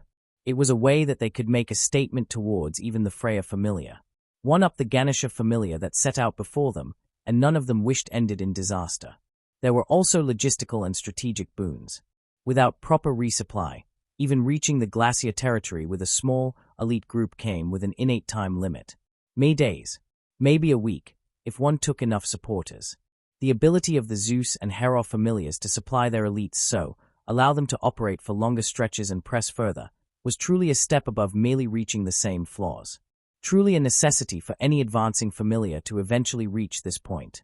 But not worth disaster due to pushing their lower members beyond what they were mentally ready for. That thought in mind, Riveria added herself, "You'll have executives with you, doing all we can to prevent ruin, but we shall need the aid and cooperation of you all. If you are not ready, it would be our failing to put you in that position. This deep, everyone takes responsibility for the lives of their comrades in addition to their own. Gareth added, no move to lighten the tension this time. Harden your wills in preparation for that, for if you yet lack the heart for it, better recognize your limits now over pushing with the lives of your comrades in your hands. Of course, most of this was just theatrical since Reveria doubted any would be stepping forth with the attitude and atmosphere that had been prevailing the last few weeks since Otter leveled up. Weeks of planning this expedition, meetings to discuss how everyone would be training or trying to level up, and all other such excitatory build-up left little room for one stepping back when the time came. It was up to them to judge what were the true limits of their lower members, despite the public words spoken here. While likely thinking the same and of the true plans, Finn smiled to light-heartedly add, keep it in mind. You have all of tomorrow to think about it. Despite the lack of usual tents that isolated groups, people still found ways to find some privacy. Some simply spread out further along the plateau. A few groups took over watch points along the perimeter and used it as opportunity to talk alone. Others mentally seemed to draw a line between different campfires, politely not looking or trying to listen in on those at another. Tiona and Tyon seemed to take a more brute force method, tearing down several trees to use wooden branches to make a functional lean-to for some of the high-ranked girls. It was even large enough Reveria didn't need to lower her head as she walked in. The inside was still rough, but that wasn't important. She instead was looking at Tyon, who had Lefia's cheeks in her hands to squish her face. Both Tiona and AIS just watched. Everyone will be doing all they can, so relax and allow them to take some of the burden. In return, that which shall be protecting them is. Tyon asked softly, only a hint of demand present. My magic. Lefia managed to get out between squished cheeks. It made Tyon smile in satisfaction, till she continued, but I'm still Tyon's side. Reveria. AIS also spoke. Ah, Lady Reveria, Lefia yelped, having been too focused on Tyon to notice her arrival. She hurriedly bowed. I am sorry for not noticing you, and for showing you such a sight. I already you to be more aware of your surroundings. Tyon piped in, leaning back casually against her bedroll. Although it is just Reveria. Just. It is no worry, Reveria cut off, remaining calm even as she looked over them all. Good to see you all settling down. Tyon and I used to do this all the time when we were traveling, Tiona pitched with a smile. Kind of fun to do it with AIS and Lefia. Not like we have much else to do, Tyon added on. Well, I am pleased to see you spending the downtime so, Reveria commented, which served as signal for AIS to send her a lingering look before muttering with as much of a pout as the stoic girl could manage. I'm bored. AIS, if you are bored, that just means we need to find something to do. Let's go, Tiona said as she grabbed AIS' arm and ran out of the tent with AIS flapping in the air behind her, blank expression still in place. No leaving the floor, and only light training, Reveria called after them. I should probably go after them, Tyon said as she forced herself up and moved too. That left Reveria with Lefia. Quite convenient. Made her wonder if the Amazon twins had known her purpose, Tiona especially being far better at reading social cues than many would suspect. Not important though, Reveria focused on a shuffling Lefia to inform her. Tomorrow, you'll be serving under my command. Us mags shall be protecting the main convoy. Why yes. AIS and the others told me, Lefia replied, voice weak and head down. It made Reveria tilt her head, asking, are you recovering well? We can talk tomorrow if you need to rest. She also paired the question with raising her hand. Finger extended, she moved it as if to lift Lefia's chin. It never touched though, Lefia instinctively moving away from the touch by lifting her head up. The harmony of the move well familiar to the two elves. It allowed Reveria to inspect Lefia's face even as the younger elf stuttered out. I am well, Lady Reveria. I still am low on mind, but I am not suffering any ill effects of mine down. I shall be ready the day after tomorrow. Reveria nodded, satisfied that Lefia's pale face was required nothing more than a day of rest, and asked, yet that means something else is weighing you down. And no, I'm entirely unbothered. Lefia started, only to trail off when Reveria sent her a single raised eyebrow. It made the younger elf deflate, head dropping again and feet starting to shift. I was just thinking, is it true Alicia shall be accompanying the other team deeper? She shall, yes, Reveria answered, waiting for more even if she had already pieced together the issue. I'm sorry. Lefia burst out, bowing. It's because of me. Even though I'm supposed to be your successor, I'm still too inexperienced. Not reliable enough to be trusted yet. Because of that you have to dash. Reveria cut her off here, remarking coldly. Lefia, I was not aware you thought so little of Alicia. Hey. Huh? Lefia let out, first in confusion then in fear. And no, never. I admire Alicia, and it's just dash. You think that her going is a downgrade to if you were reliable or experienced enough to be sent, Reveria stated clearly, looking down at the now abashed elf. Even if that is not what you meant, be careful on how you phrase it. Lefia timidly nodded. Good. Now, about your original point, you are both right and wrong. Both right and wrong. You are indeed not going because you are too inexperienced, Reveria acknowledged outright, unmoved by Leia acting as if she took a physical blow. We admittedly likely would prioritize your firepower when it came to providing magic support over a magic swordsman of lesser firepower like Alicia, but we would never preferably choose a level 3 for this sort of mission. Nor a mage incapable of concurrent chanting. Both disqualify you. In turn, Alicia is a talented magic swordsman better suited. While any level 4 is vulnerable in the wild dropping as this mission requires, your own level, lack of concurrent chanting, and inexperience would only leave you far more helpless in comparison. Lefia looked like a ghost with how lifeless she had become, muttering to herself. That is not your fault though, she continued, softer this time.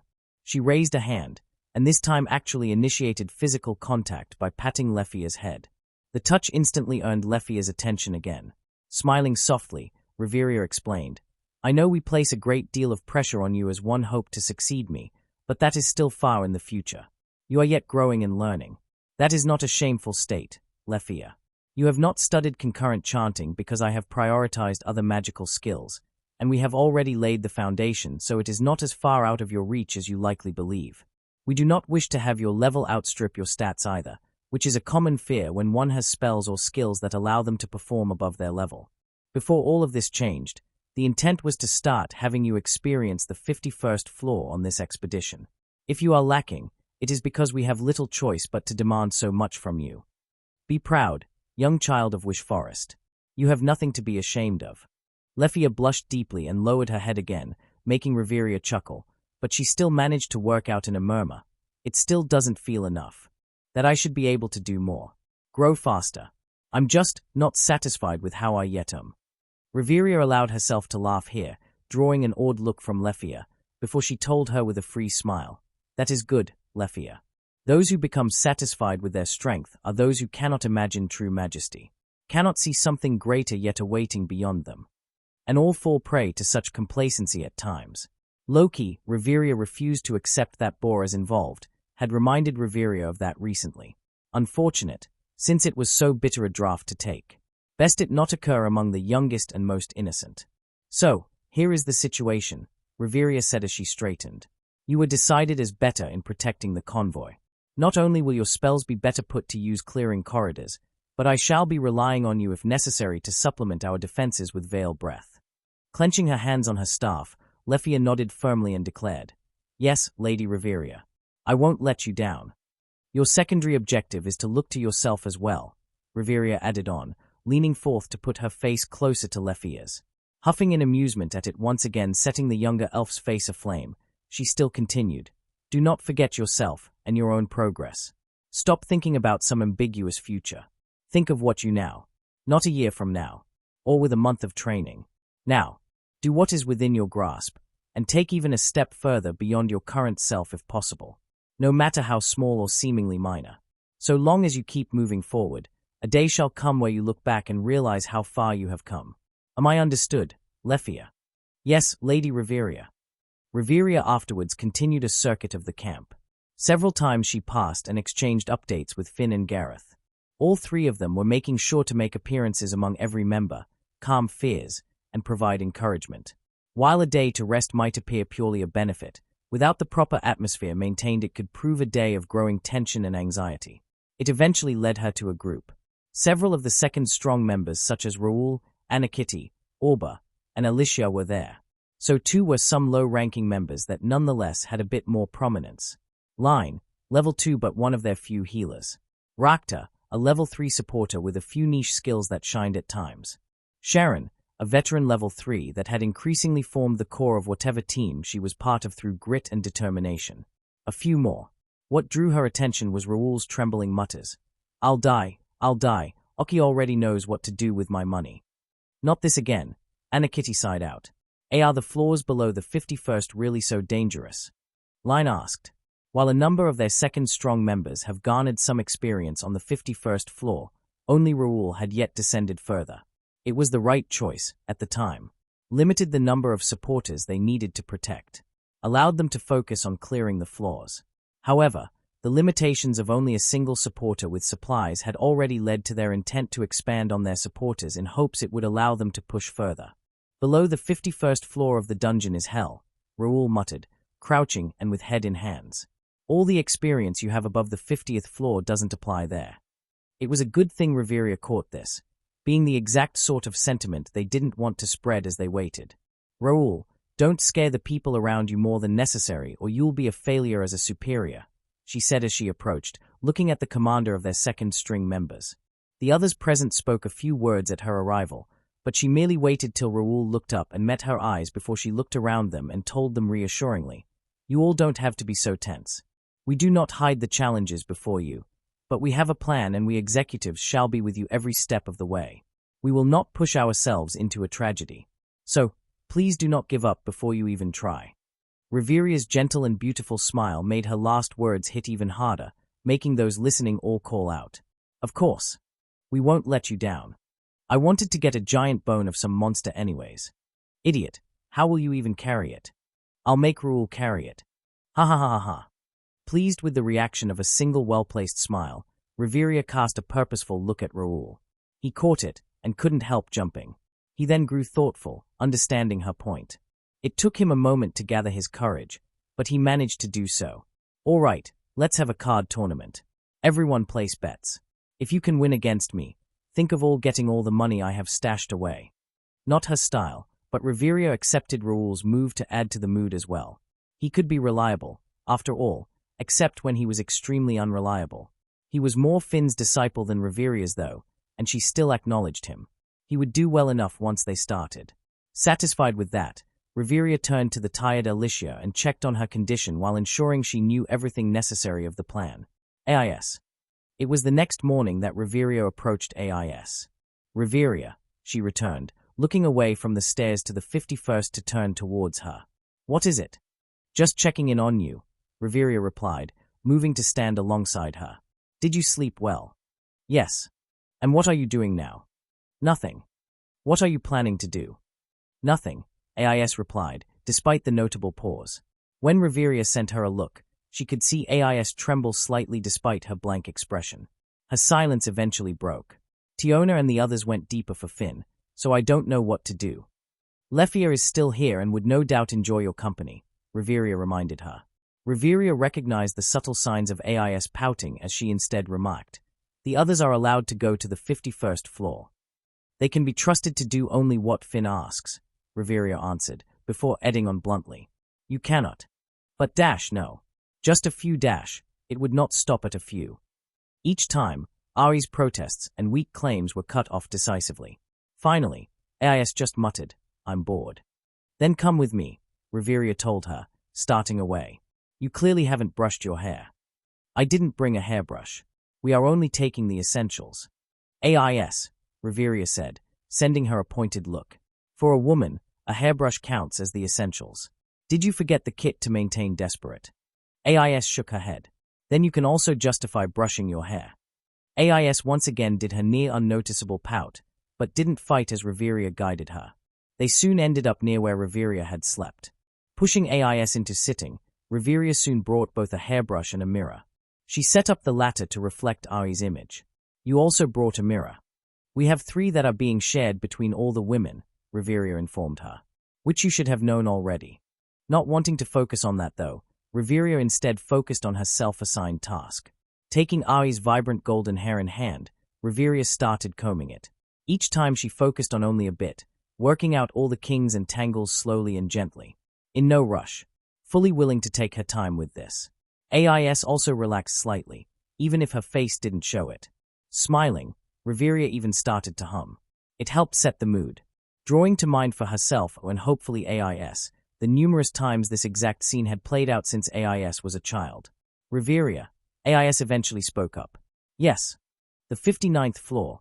We'll get stronger reaching it, right? AIS asked. We hope so, she answered, too used to this from AIS to be bothered by the topic brought up. We would have preferred you all spend a bit more time training in the labyrinth territory, but we no longer can take our time. If we reach the glacier territory, we can hopefully all take a step forward. AIS hummed now, her face finally revealing a glimpse of her own eagerness. I hope so, the blonde finally stated. I want to get further. Push further.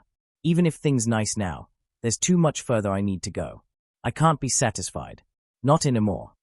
Riveria paused her brushing, sighing but still saying comfortingly, I know, AIS. We know. We'll also do our best to help you go further. This is a part of that. AIS nodded, the barest hint of a smile forming on her lips. It made Riveria take in the reflection of her stubborn disciple. Even that barest smile made that hard to deny. Despite not being an elf, Ai's features were as pharaoh-like as any elf could claim. Golden hair shining and skin pure, she looked so innocent. A princess that should be protected from any dragon. Yet Riveria knew that this was but surface level for AIS, that something darker lay beneath, but she wanted this to be what AIS was always able to be like. Humming again, Riveria started brushing again as she tried to recapture the atmosphere despite her own thoughts now taking a different turn. I'm sorry, AIS. I'll clear the way for you as best I can, but allow me yet to do this in your place. Her mind was going over it all. The plan the lower-ranked members of the Familiar knew. The plan that the executives knew. The hidden objectives that only Hare, Gareth, and Finn knew of for this expedition. That which was better for AIS to know nothing of yet. Talia's ice garden. What awaited them there? Even as she continued brushing, Riveria resolved once again to do her best to find out before AIS was made aware of their desires for that place where AIS had been frozen for so long. For anyone who hasn't read this lately, I did do a chapter yesterday. Don't miss it. In Say Makayashin 1, mystery is just easiest option to skip some foundational knowledge other methods innately require, but it obviously works best when all three sides of the physical, a magical, a conceptual triad are included. Just hard for one person to manage that alone. 2. Alfea was LV7 at 16 and had a giant fuck-off attack. She didn't need to be able to beat multiple people higher leveled to be scary. Amari, also rather overhyped Z&HAND, had to bring Heraheim into existence to try to correct, so I'm not one for add-on to that by going for higher range possibilities. Maxim and Empress are only confirmed LV8 and 9s, so I'm sticking with that. 3. For Orsrine, I just searched for goddesses of beauty that I could have Freya sort of interact with. 4. Honestly hard to know what is OOC for Zeus when we know so little. Most everything is headcanon. 5. Thanks. 6. Proved why I am treating that carefully. I do not think Freya can quite separate sexuality from her relationships, and FF's tangled web of gratitude, respect, romantic love, and sexual love is kind of a central aspect of their dysfunction. But so is why I am treating this carefully and trying to make it so you can read this story without that aspect, because one can view them entirely as a mother-son. Scary. This all is so scary. Why the hell do I have to do something like this? These were thoughts Raoul tried to never let leak, but inevitably always felt. He couldn't help it though. Beyond the 51st floor was terrifying. Raoul desperately dodged to the side to avoid the arm of a black rhino. The impact of its limbs smashing into the floor was enough to make the trembles disrupt Raoul's balance, but he still lashed out with a slice of his sword. The cut to its face drew blood, but could hardly be called a deep wound. The monster also merely roared and surged forward, the rhino suddenly entering a charge. All he could do was free one hand from his sword and grab onto the horn, pushing himself back even as it carried him back 10 meters in but an instant. Stop it! A dwarf cried behind him, moving fast enough to smash a shield into the rhino's side with another. The black rhino was hardly bothered by the moves of the 2 level 3s, a swing of the arm sending them back with bent shields. Now boya. They bought time though, bringing the monster to a halt. Hand still gripping its horn, Raoul used the other to try and stab right into its eye. It raised its arm, leaving the thick flesh to absorb the strike easily, but leaving it open to 2 arrows sprouting right in its armpit. The pain prompted a roar, and distracted it long enough for Raoul to pull his sword out. Lifting himself with hands still on the horn, he clambered up onto its shoulders and let loose with a flurry of slices down at its head and neck. What the hell am I doing? Raoul's own strikes were of limited effectiveness on the thickly armored monster. The assault made the rhino buck and raise its arms to try and grab him regardless. It allowed two spearmen from behind thrust their weapons into its torso. "They are breaking through," another dwarf called out as one was sent back. The shield wall of dwarfs was crumbling as soon as Raoul looked up. Retreating in order, but no less than 4 black rhinos now bursting into the melee on this flank. The large monsters roaring and sending everyone nearby scrambling to make distance. "Call the captain. We can't hold them." "No, we can dash," Raoul called out, only for the monster serving as his footing to use the opportunity. The thrash of its upper body sent him rolling through the air. "Tilda our crap, Tilda." Unfortunately, he landed near the monsters. He was able to roll on landing to avoid a bad fall, but said roll put him closer. He immediately had to jump the side desperately as they started attacking. "Oki, give me 10 seconds. 10 seconds and I'll die." Yet only able to grit his teeth and keep dodging, he called out, "Distract them from inside." Which was kind of what he was doing. Accidentally rolling into the midst of 4 black rhinos, he could only dart between them. Their attention drawn by the fragile piece of meat between them, their own bulk hindered them as all 4 tried to chase and crush him. Their knocking each other aside didn't mean he was safe though. Tripping and falling onto his stomach, he quickly got onto his back and started crab walking back, just in time to avoid the rhino foot that stomped but a finger from between the fork of his legs. "Help me," he cried out as he continued squirming and crawling even as more stomps threatened to leave part of him flattened. "Commander, this way," Sharon called out as she charged. Holding a shield before her like the tip of a ram, she slammed into the side of one of the monsters. Despite being a strong level 3 with strength that had often been compared to dwarfs, much to her ire, the result of the collision between woman and large monster was clear. She was sent flying back several meters.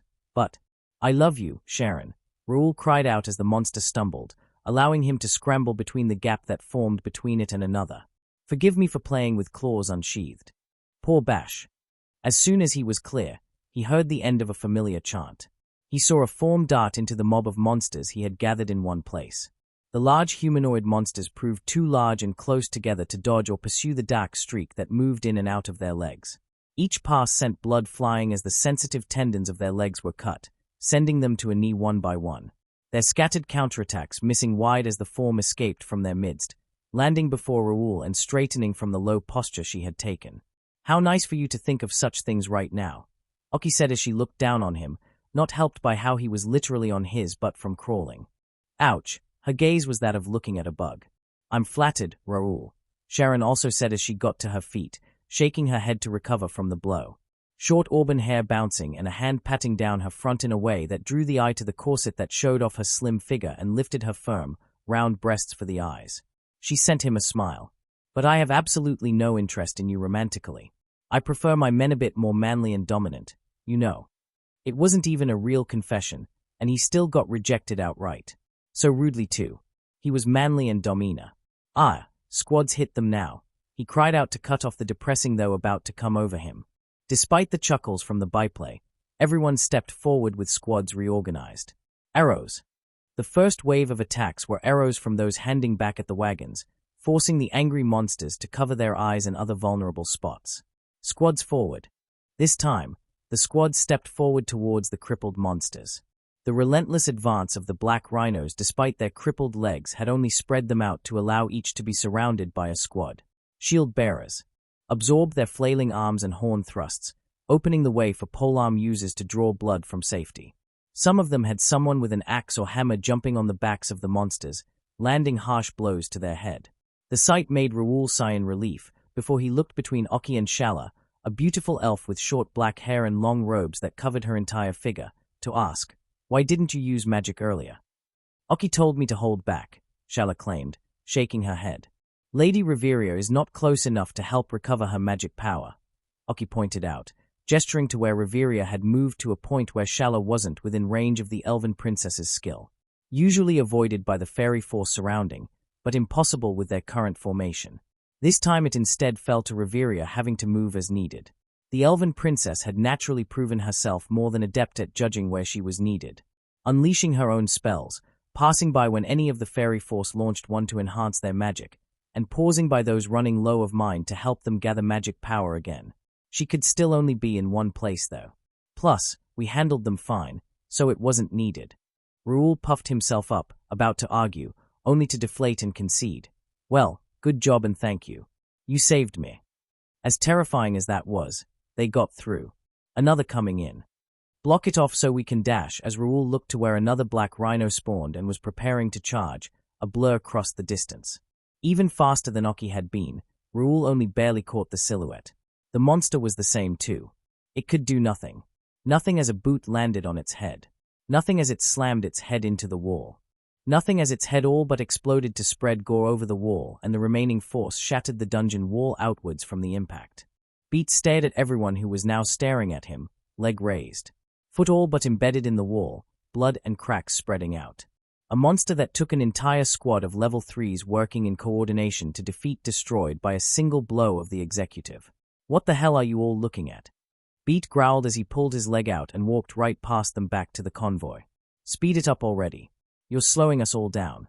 Do I need to hold your damned hands, weaklings? That broke the moment. Good job, all of you.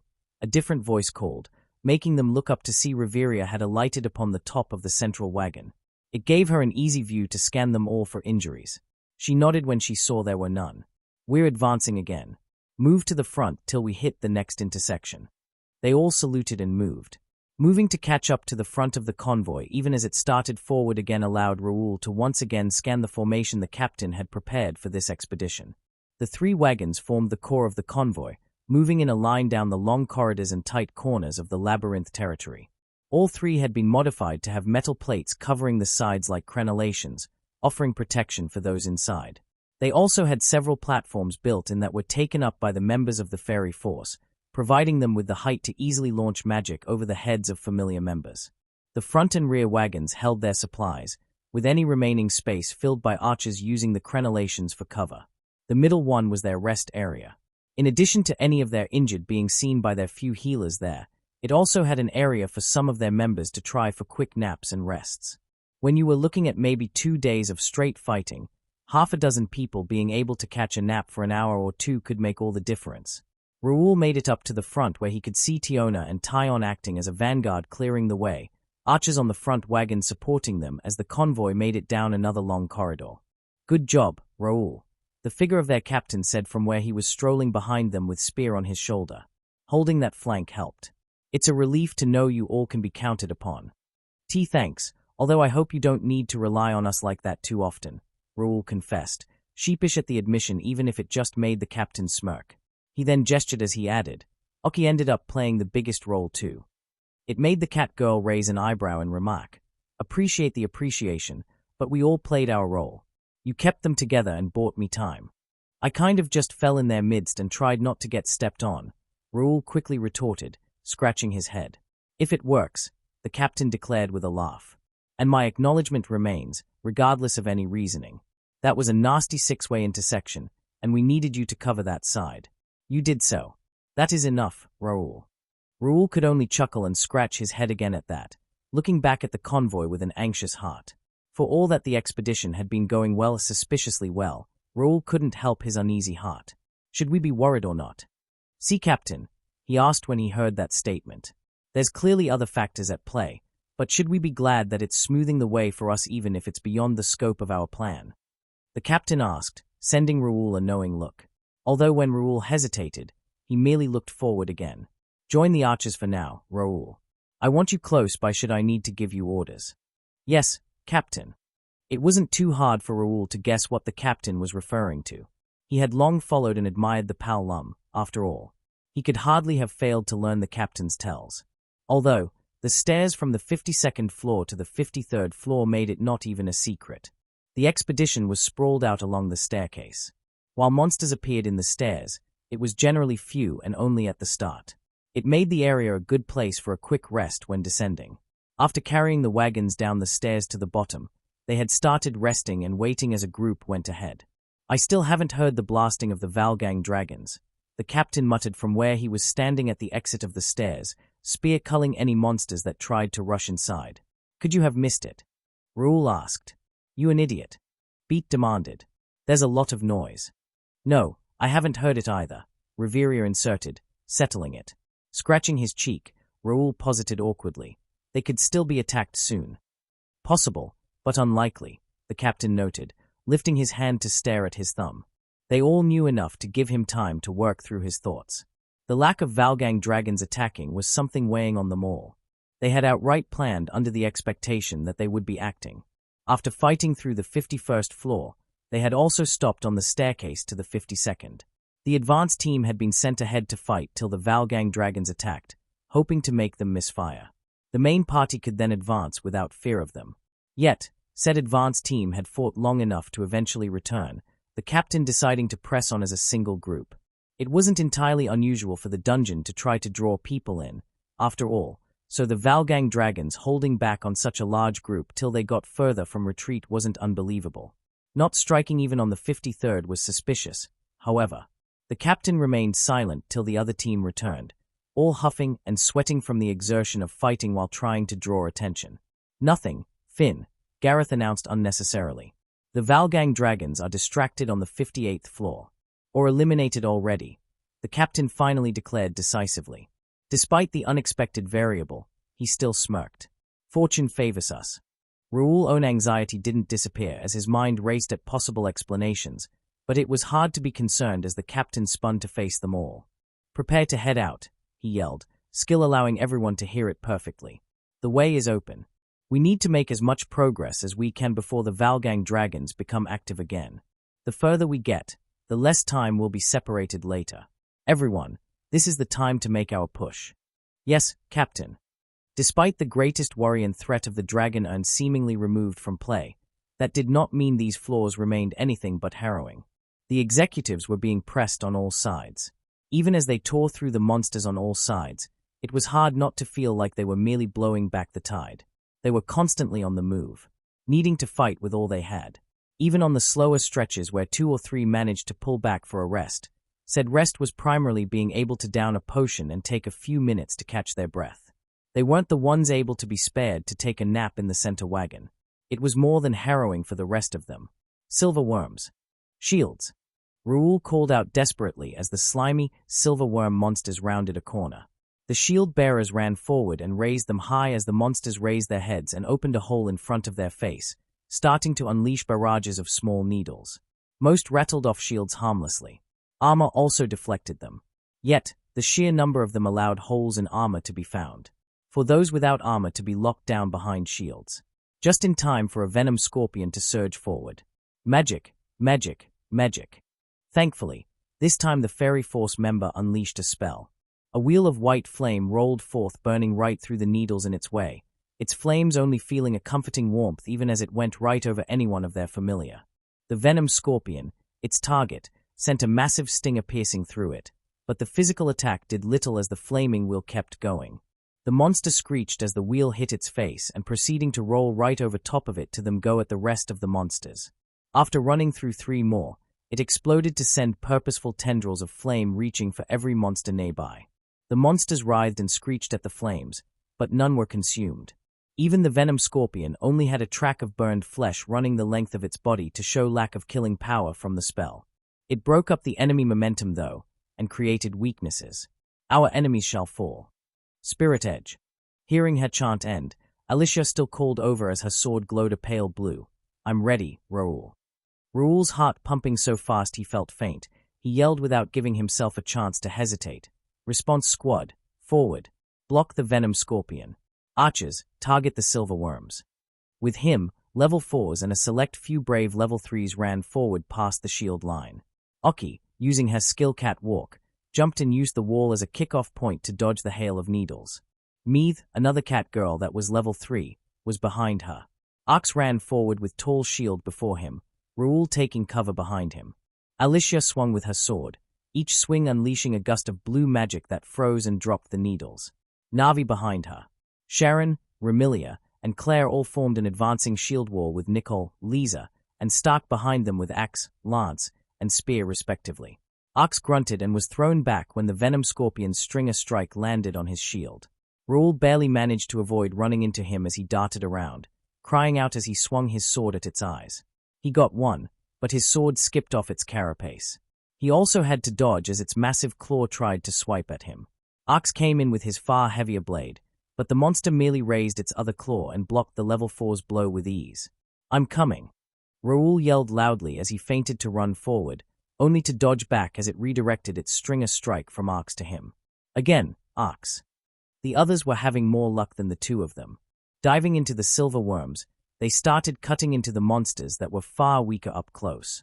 Yet, even without their ranged attacks, every movement of the silver worms might as well have been an attack to the level 4 and 3s. Sharon and Amelia were smacked into a wall from a tail whip, even if they stood right back up and charged in. Alicia froze parts of one, only for it to just start jumping at her to try and crush her. And then the dungeon walls cracked, and an attack came as soon as a snake head emerged. Claire didn't even get a chance to scream as a lightning strike got her, only able to fall to her knees as her body seized. Oki was a bit better off. Her leg was only skimmed, although her mid-A position didn't help. Her quick recover only moderated a hard landing. Lightning snakes. The dungeon loved to pile on, so more silverworms also emerged to unleash a new wave of needles. "Ah!" Arx cried out as he grasped one of his arms, purple needles having slipped past his shield to pierce his unarmored upper arm. Everyone acted as best as possible. Sharon moved and covered Claire, managing to maintain her feet and simply enduring as she was hit by 1, 2, 3 more lightning strikes. Oki was recovering as then Lisa came to her aid. Raoul threw himself towards Arx as soon as he saw the venom scorpion swing its claw again, pushing him out of the way but not able to dodge himself. The sound of the impact on his armor rang out, followed near instantly by him slamming into a wall. His back hurt. He also probably hit his head. He tried to land on his feet, but his legs weren't working properly. It was all he could do to land on his hands and knees. Even as he felt the large monster approaching, he could only wobble. Then he felt heat blasting out, and he looked up to see another flaming wheel entering the midst of the monsters. Its harmless nature against their familiar allowing it to clear the way. A simpler yet fiercer fireball also landed on the venom scorpion to explode and continue burning, making it pause its approach and screech again. Raoul automatically looked to see that Elfie had joined the member of the fairy force in launching spells. Riveria was also there, and had seemingly finished her chant. Veil breath. Raoul felt his mind clear as the spell washed over him, the slight healing effect allowing him to stand up again. He wasn't the only one. Everyone straightened back up, surrounded by a protective aura that helped fend off the lightning attacks and lesser needles strikes. Yet, the venom scorpion emerged from the flames merely charred and the monsters still outnumbered them.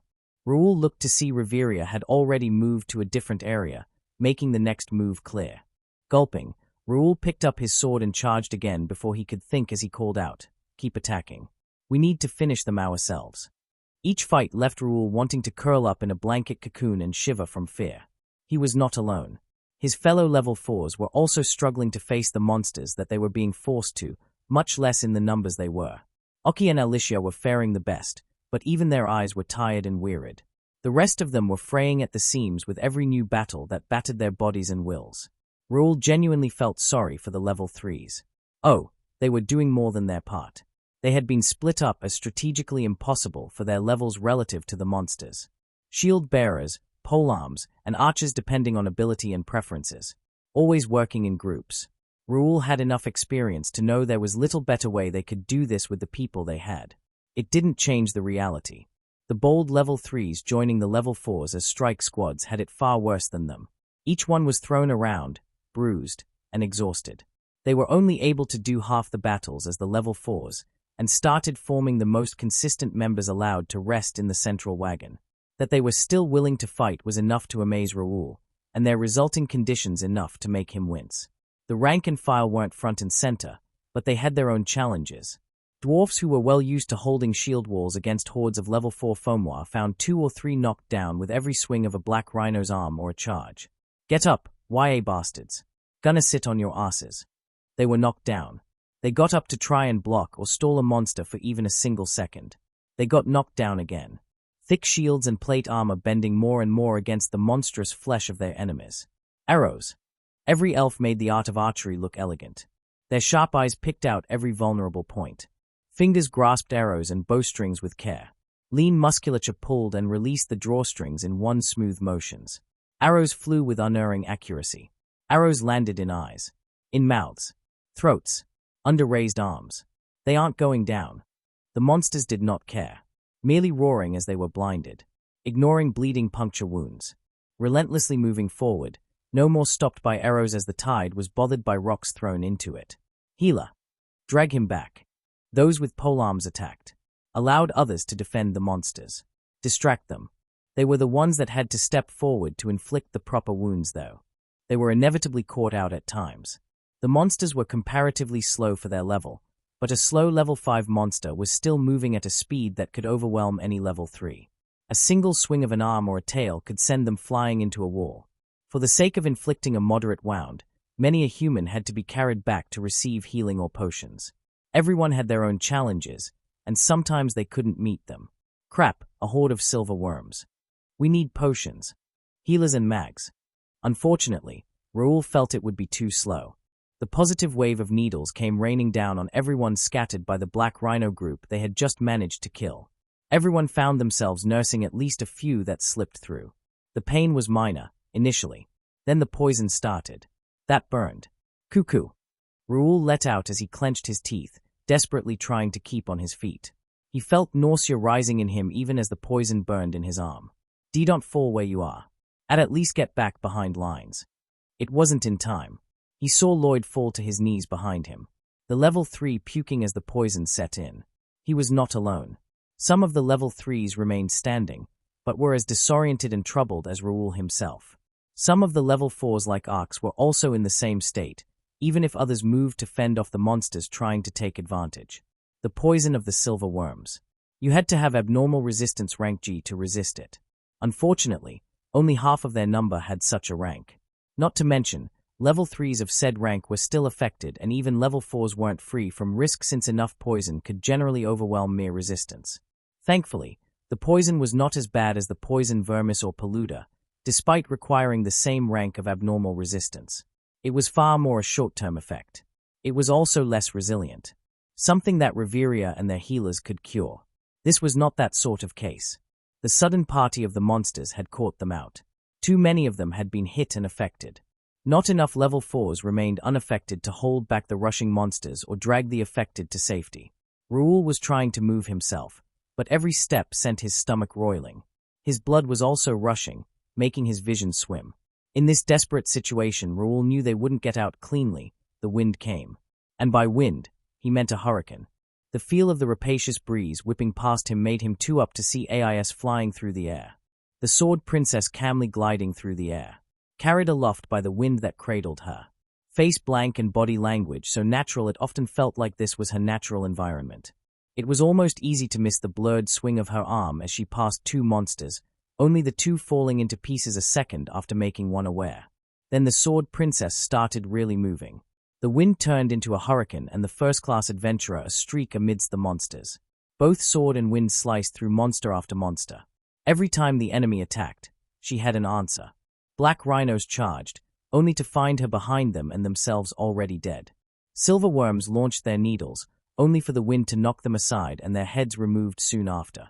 Even a venom scorpion easily had its stinger strike dodged, said stinger removed, and then a stab of desperate cutting through its carapace with terrifying attack power to destroy its magic stone. It wasn't even 20 seconds before the entire corridor had been cleared, only the bodies of monsters remaining. AIS turned back to them. Raoul knew her enough to see the sweat and exhaustion that had even started affecting the executives. To those less familiar, her blank face and lack of wounds made her appear shockingly fresh. Good job, AIS said, raising a hand with a thumbs up. It did not work with her complete lack of expression, only clashing awkwardly with the intimidation of her display. Yet she merely jumped again, moving to another of the fronts. Raoul could only sigh, waving, "Don't gawk. Keep moving. Get anyone poisoned back behind the lines, and everyone get back into position." Everyone did so, even if a different kind of weight seemed to have settled on them. More than any, the members of Loki Familia knew how extraordinary their executives were. Many of them were older than the younger 4, had been in the Familia longer, and yet had been handily surpassed. Their shining example was something to admire. Sometimes, that shining light could be all but blinding. The longer they were down here, the more that became the case. Every time they struggled and barely held a single corridor in an intersection while multiple others were handled by them. Every time one of the executives had to come and bail them out. The thoughts started to arise in their minds. What are we even doing here? The executives were the ones doing near everything. This expedition was roughly 60 people. Just 7 of them were the executives. Yet, the majority of monsters and approach towards the convoy were handled by them. It would be conservative to say the executives handled 75% of the burden of keeping the convoy surviving and on the move. Even Lefia, who was also a May level 3, occasionally used grand magic to clear out entire corridors in a way that few of them had any chance of matching one day. It was hard to fight the thought that the executives would be better off if the rest of them weren't here. Alone, the executives could have kept up a faster pace of only killing monsters they needed to and focusing on advancing. The rest of them couldn't hope to keep up such a pace, so the convoy was necessary.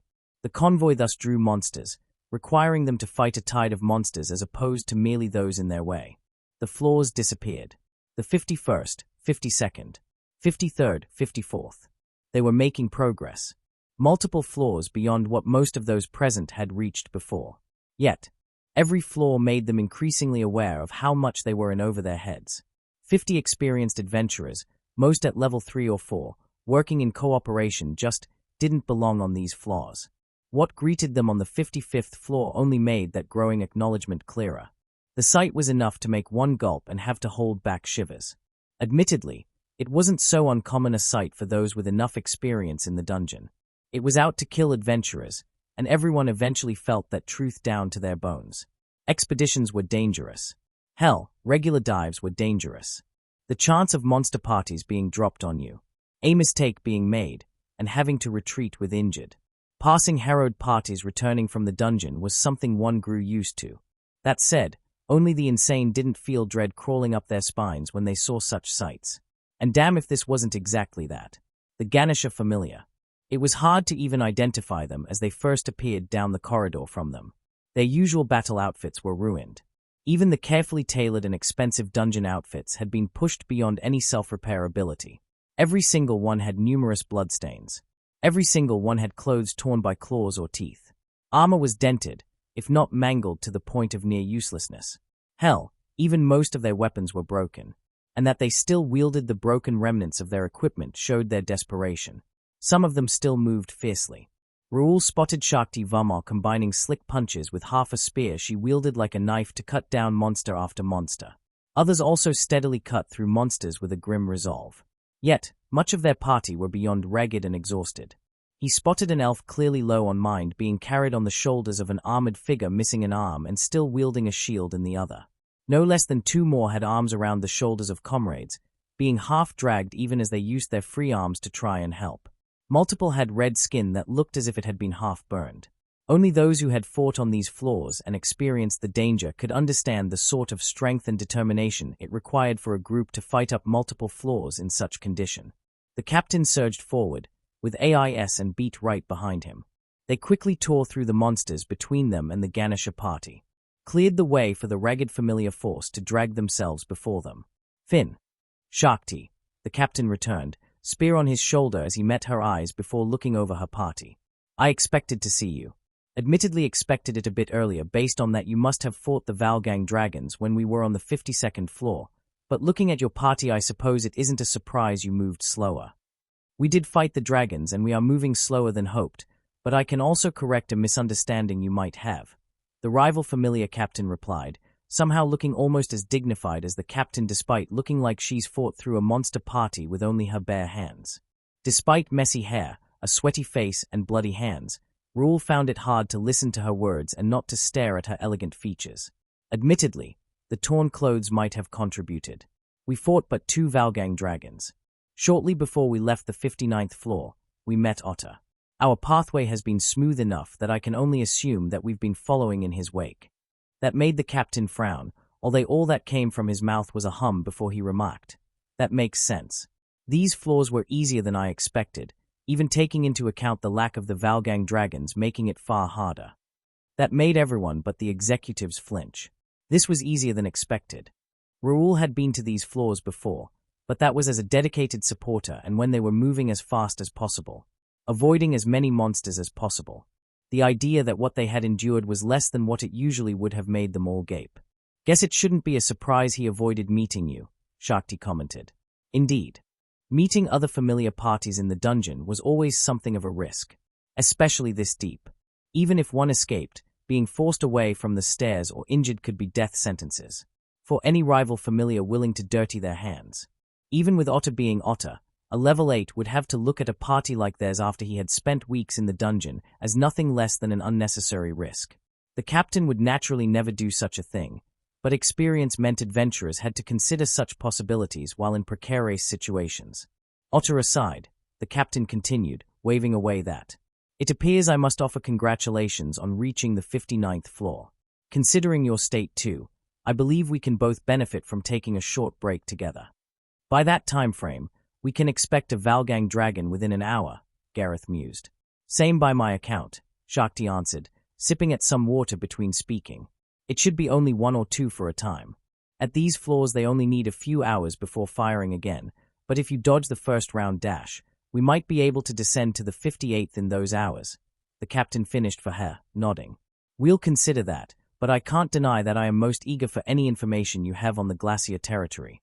Poison and other such methods seem more common in the glacier territory. F-rank abnormal resistance should allow you to avoid any long-term debilitating effects, but E-rank is preferable to avoid the short-term too. The Ganesha captain informed them immediately, only to shrug. Shouldn't be an issue for anyone ready for this deep. Raoul felt his stomach roil and sent a look at the captain. Wasn't the best route to avoid any abnormal status attacks. That was the usual familiar strategy. Even if that wasn't possible, G-rank was sufficient for this deep. Why would anyone have F-rank? Raoul didn't know of anyone in the familiar beside the captain with abnormal resistance above G-rank. If the captain was worrying about the same things, he sure didn't show it as he merely nodded and remarked, "Thank you for the notice. We also left our winter gear in a crack of stone roughly 100 meters to the left of the staircase, which you can take if it yet remains," the Ganesha captain continued. "Thank you very much," the captain answered again, although now he smiled as he tilted his head cunningly. "There is something in particular I hope you can give me a clue towards, however." "I shall if possible," Shakti returned after a moment's pause, eyeing the captain warily. Her eyes were sharp too as she continued, "Although, I also have some thoughts on your group." "I expect I know what you are talking about," the captain acknowledged, before sending Raoul a look. Raoul nodded and moved away. He instead looked around at the makeshift camp that had been formed. While the two different familiars maintained some caution towards each other, they did mix. Riveria had focused in on the elf, who seemed to be trying to wave off the elven priestess despite her low mind clearly affecting her. It didn't stop Riveria from forcing her to drink a mind potion. The healers were also bandaging a few of the Ganesha members, revealing that the red skin of some was iceburn from the glacier territory's environment. Most of the other Ganesha members were just sitting down and using the chance to rest as much as possible, with Loki members grouped up away and whispering while watching them. "Use the chance to rest too," Raoul told some of them as he approached, slumping himself. "I know I don't have the energy to waste a chance to rest. Mr. Mark hurts Tilda." "We know," someone said, although still looked at the worn Ganesha members. "It's just hard to when it's. When we see how they ended up," Ark said, trying and failing to hide his nervousness. He also didn't do too well when he leaned forward to try and whisper, "We're going to the same place, aren't we?" "Hey, the captain and XX are on this," Raoul quickly exclaimed, waving his arms. "I know they are, but they aren't really the ones we're worried about, are they?" Arx replied, looking amongst themselves. The Ganesha familiar lost a level 4 on the 59th floor. Raoul clenched his fists to hold in his shiver. A level 4. He wasn't sure if that affected Raoul more as another level 4 or the level 3s present. He hoped he was the worse off. Casualties were a fact of life for adventurers. Yet, they also weren't as common as many pessimists believed. There were only so many replacements coming to Orario, after all, and raising an adventurer was no quick task. A level 4 adventurer was usually a decade of effort and investment, if not more. Even for a familiar as large as the Ganesha familiar, losing a single level 4 every expedition was not sustainable. The Loki familiar had gone 3 years since they last lost anyone to the dungeon. People had transferred away from not being able to handle their ambitions and new people arrived, but they hadn't lost anyone. Yet, the incident 3 years ago had left Raoul petrified for days, and Oki had even admitted to him once that she almost quit too. Proof that even a group filled only with level 4 and 5s had still lost someone made everyone hyper-aware of the risk that had already been building in their minds, especially as said expedition would still be considered by all of Orario as a success. That delving so deep to entirely new floors could end so much worse. Raoul, Oki spoke, gesturing to him pointedly. Say something. Raoul gulped at her expectant gaze. He looked back at Arx, and then others in the group. He looked over at the Ganesha members, his eyes fixed on the other level 4s they had taken. Loki Familia had garnered a reputation. The dream of most adventurers. To most of Orario, the Loki Familia was the home of the talented and gifted that was a pillar of the city. The desired goal of adventurers. It was something they all took pride in. Yet, from the inside, they knew the truth more than anyone. It wasn't like that because of them. It was the captain and the other executives. They were the ones that deserved that fame.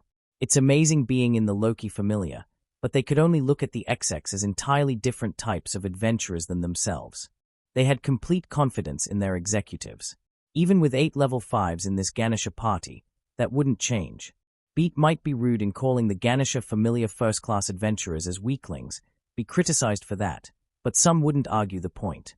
A cynic might say that for a good half of Ganesha Familia's level 5s, the main talking point would be genuine surprise that they even became level 5 as opposed to anything else. Only Shakti Varma and maybe Iltafana deserved to even be mentioned in the same breath as Loki Familia's younger executives, much less the captain. If Raoul discarded that though and looked purely at comparing their level 4s, he couldn't say they were better. Some like Oki and Alicia were sure to eventually become first class, but others like Raoul were just lucky enough to be around better and more talented adventurers. Lucky to be in the Loki Familia. Not special. If the Ganesha Familia ended up in such a situation, would they do better when there was so much more of a gap between them and those who belonged facing challenges such as this? Half-hearted words wouldn't banish some thoughts. Raoul clenched his fist and could only lower his eyes in shame before Oki's eyes. Gather around everyone, the captain finally said a bit later, providing a thankful distraction to Raoul's thoughts that hadn't lessened. We cannot stay here, so we must decide how we're going to move. Decide. Nodding at the question, the captain quickly confirmed. Yes. Decide. We are near the staircase to the 56th floor, but that does not remove the question. Gareth spoke up here, announcing, we are heavily considering sending the convoy back. You all included. You have all done superbly, but we must also see opportunities before us. Reveria then took over, eyes looking over them. You all have experienced the challenges these floors offer, and it will not diminish if you continue. Yet even with the luck we've encountered, we are at risk of overextending ourselves. The Ganesha Familia had confirmed several things to us. The Glacier Territory, it is not a challenge you should focus on. I spoke boldly that night when we learned Otter leveled up. Too boldly, it seems. I wanted to allow you all to see the Glacier Territory, to bring all of us there. But I shall not command you to walk into such risk when there is no desperate need. I shall not lead you into tragedy if I can help it, the captain announced, actually lowering his head to bow at us. Although he then straightened to point to Shakti. I trust Shakti Varma to escort you back to the safe floor. If we executives start from this point with as much supplies as possible, we can reach the Glacier Territory with enough to last for long enough to be well worth it. We shall also clear the 58th floor, allowing you to reach the 50th safely where you can wait for us to ascend again. This is the safest and most reasonable course available to us. Silence followed that pronouncement. Many of the familiar starting to relax. The tension and fears that had been steadily building since they started descending fading to be replaced by relief. This was what many had been quietly musing, even if they were shamed to speak it aloud. Yes, all they had to do was accept this, and they wouldn't have to face this terrifying challenge before them. So, why couldn't Raoul raise his head? I'm going to be left behind. Of course he would. What did Raoul have to contribute beyond this point? They could carry their own supplies if it was just several floors. He would just be someone they need to protect. I done like giving up, one of the armored dwarf shielders said as he stepped forward, looking at his fellows who didn't pull him back. But our armor and shields are folding. Done think they'll last if we had more tar da return. No one shouted the point down, all of them knowing how tough and determined they were. So, why did Raoul feel such shame at the mere idea? I am doing nothing but chasing after the backs of people that belong to a different world as adventurers. Raoul. His eyes flicked up, seeing Oki looking at him. Leaning over to look at him even with head lowered. As soon as she caught his eyes, she gestured, motioning for him to say something. I know what I am capable of, and these floors are still beyond me, Ark said as he stepped forward, the tall and muscular warrior that Raoul often felt intimidated by, looking disappointed but accepting. I'm still too weak. I get that. I won't allow bravado to overwhelm me. The level 4's acceptance of returning made all relax as the atmosphere became easier. Why did he have to be the one to say something? You are the one who has the right to speak up, Oki, as someone that will become great. Yet, she kept gesturing for him, eyes turning increasingly pleading. He didn't know why. Didn't know what he could ever say that would matter more than what she could.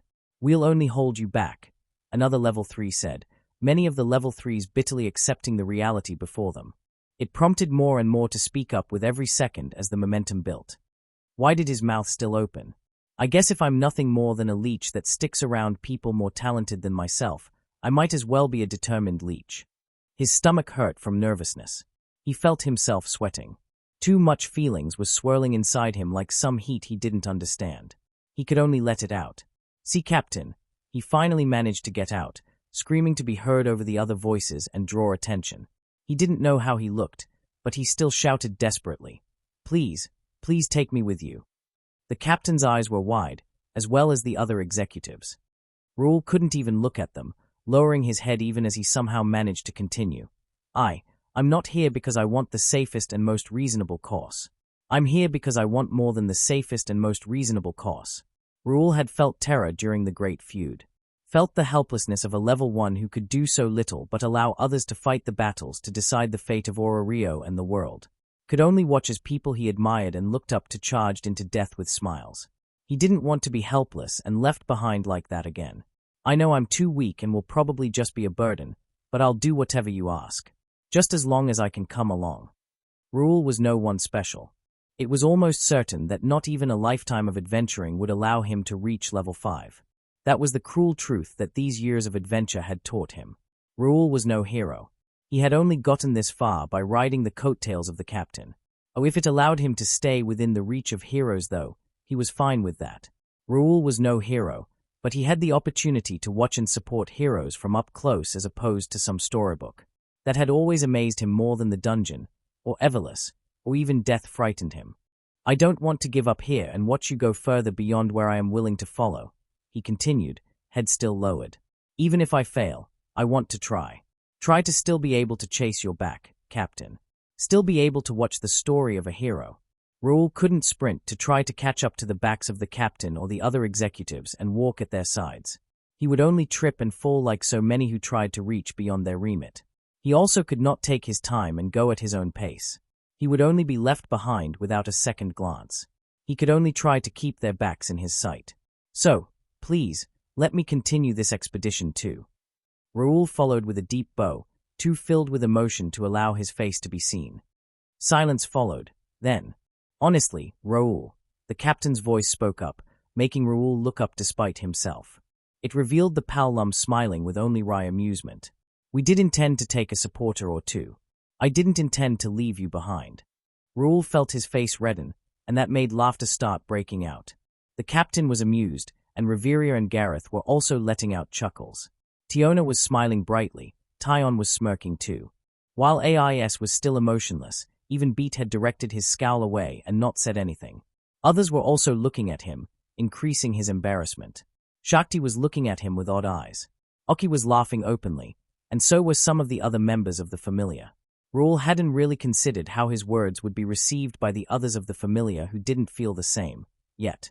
Captain, I know I often take over command of our camp on the 50th, but this time I also want to continue on, Oki suddenly tacked. Raoul jumped at that sudden move, surprised. Alicia stepped forward too, adding on, I shall not flee from a fight you yourself are charging into, Lady Riveria. I. Lefia also spoke, halting for a moment to clench her fists with eyes closed, clearly pumping herself up. Her eyes then burst open as she exclaimed, I can still take another step. Now. Well, if Raoul can continue as a supporter I sure can as well, Cruz joined in. Sharon raised her gauntleted arms and started shadowboxing as she announced too. Me too.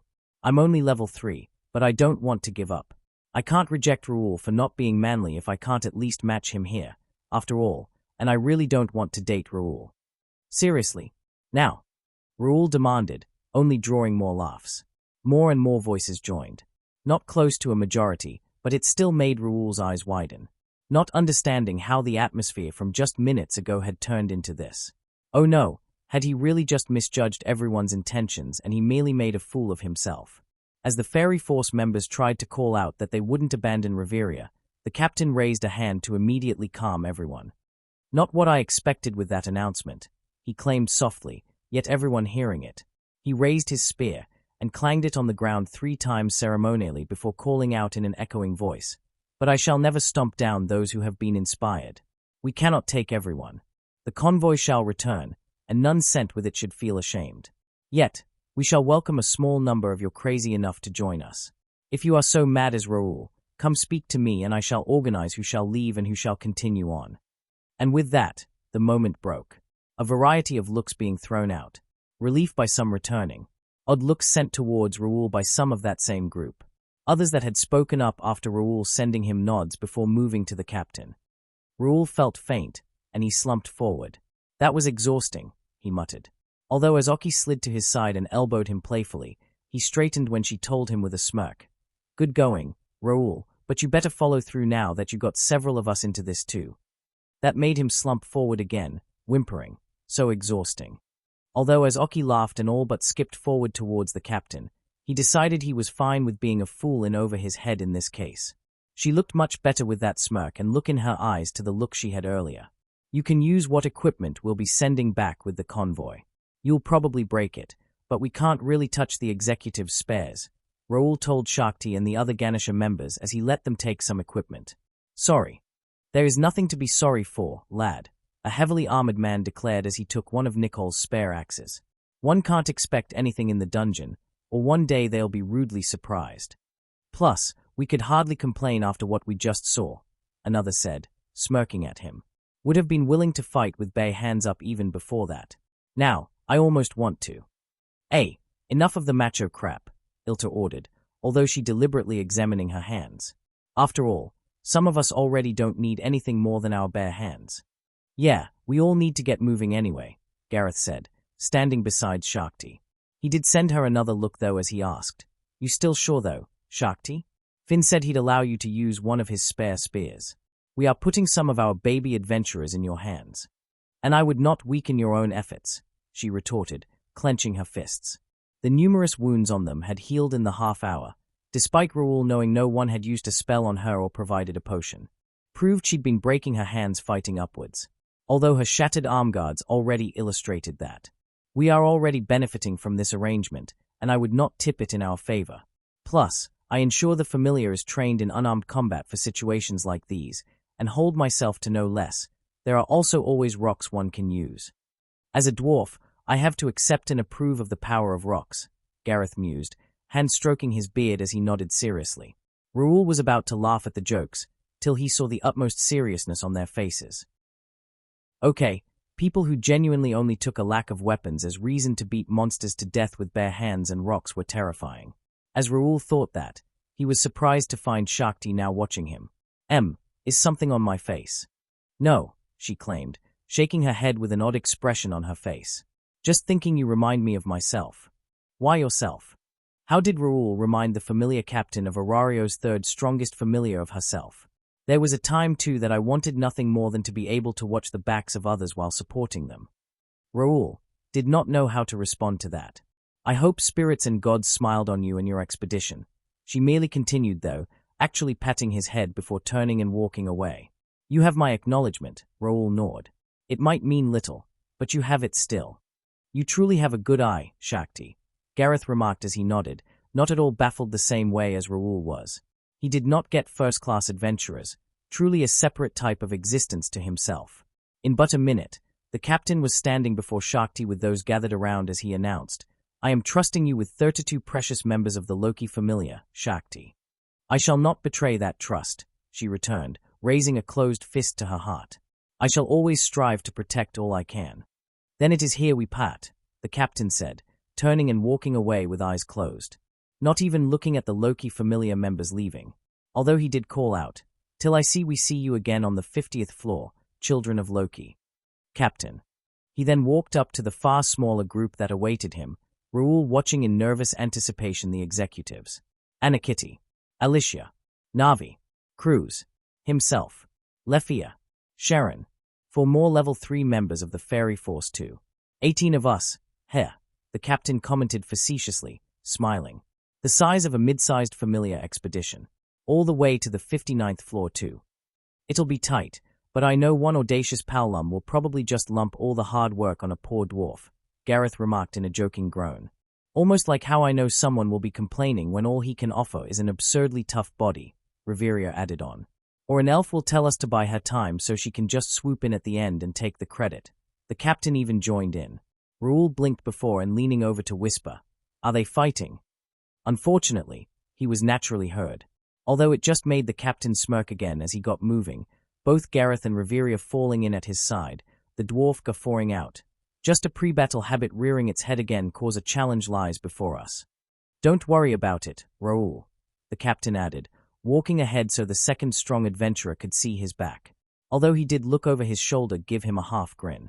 Just focus on the 59th floor. I expect you to not let me down. It naturally drew a response from Raoul. Yes, Captain.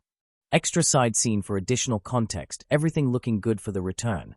Finn asked as Gareth joined the other executives gathered outside hearing distance of the rest of the expedition. Looks like it. Shakti and hers can be trusted if they were already going to fight up like that, and are up and at 'em, Gareth claimed. TCH, at least the weaklings have energy when they are running, Beat snapped. Better than dumbass who only have energy when they are being stupid shits. Hey, don't call them dumbass, Tiona quickly protested, arms behind head as she beamed. I like their spunk. Spunk is going to get them killed. I'll protect them. You can't protect dumbass. As bad as weaklings. You really shouldn't talk about being a dumbass, Tyon interrupted calmly. Although it drew Beat's fury, spitting, says the person who loses half her brain at the idea of Finn's underwear. The captain's underwear is a treasure worth ignoring stupid things for. Tyon burst out immediately, growling. Enough, Riveria spoke, sending a look that quieted them. She then refocused on Finn. You sure about this? It wasn't your plan. Plans change, Finn merely said casually. It had to have. In truth, all of them knew Finn had always been skeptical of the entire convoy reaching the 59th floor. Reaching a floor with attached level 3s and other lower members that they hadn't even reached alone was a massive challenge. For all numbers could help, it rarely allowed a group like this to move as efficiently as a small, elite team. They had made a point of allowing one to back out on the 50th floor for a reason, because to a point, this was all performative. Guess we did get deeper than originally planned, Gareth admitted. That is part of it. I estimated that it was before the 53rd floor that we'd have to turn around. Good fortune is what allowed us to push this far, Finn acknowledged too. Only fools waste good fortune. Yet, I suspect that isn't why you are allowing so many to join us, Riveria stated, tilting her head and eyeing him critically. Finn closed his eyes as he gave a self-deprecating grin. I acted rashly on that night, when I declared we would all reach the 59th floor. I put too heavy a burden on them all, Finn said simply. I estimated a 40% chance of being able to reach the 59th floor so, an even lesser chance without casualties that wouldn't be worth the gain. I would not force them to take that risk upon themselves. They waited, already knowing all this. The real plan, known only to them, was to merely use this as an opportunity to give the lower-ranked members a taste of the labyrinth territory. Once the advance team had split to handle the Valgang dragons, they fully expected the convoy to slow and be at serious risk. To avoid that, they had intended to push only so far as to make clear to the lower-ranked members that they weren't ready. Give them the experience, but then return to the 50th floor before the executives had to split. Once everyone was on the safe floor, they would then descend again with elites and supporters alone. It was all to provide a chance to experience the brutality of these floors, but ultimately limited compared to the words spoken beforehand. It was on the stairs to the 53rd floor that Finn had been presented the decision to push further or play conservative according to previous plans, and he had chosen to trust that the other members would prove themselves if given a bit more of an opportunity. Finn's eyes snapped open, declaring with a grin, I am willing to admit I underestimated them. A failing as a strategist, but I shall happily accept being a lucky man leading a familia that has risen above my expectations. They reached the 55th floor, and no small few have the will to go further. I shall give them the respect they have earned as adventurers, and adapt myself. Don't need to tell me twice, Gareth said, rotating his arm as he too couldn't help grinning. This is still a risk, and offers complications, Riveria said, even if she too then nodded. We shall never be free from needing to take risks, though, and I shall not deny any of them the right to take the step that is before them. Let us bear the burden of complications over failing as leaders by stifling them. Thank you both, Finn said, before looking at the 4 younger executives. How about you 4? This will affect our decisions later. It could affect you. They are troublesome idiots, Beat spat, before turning and walking away. That's hardly new, though. Not like I need to do anything different than always. I won't go against the captain, Tyon added. And I'm pumped up for them too. So, no problem, Tiona then claimed. AIS stared, but finally nodded and said, UN. They want to get stronger, I understand. I want to help them, if I can. Oh, Ace, Tiona said as she suddenly leaned closer to her, beaming. You smiled. It was a cute one too, Tyon agreed. AIS stared blankly, eventually claiming, but I often smile. Well, we better move out then, Gareth remarked, already moving. Talking is not going to get us down 4 floors. Finn nodded and moved too. This would be all for today. Next part coming soon, so please like, share and subscribe to get informed as soon as the next part drops.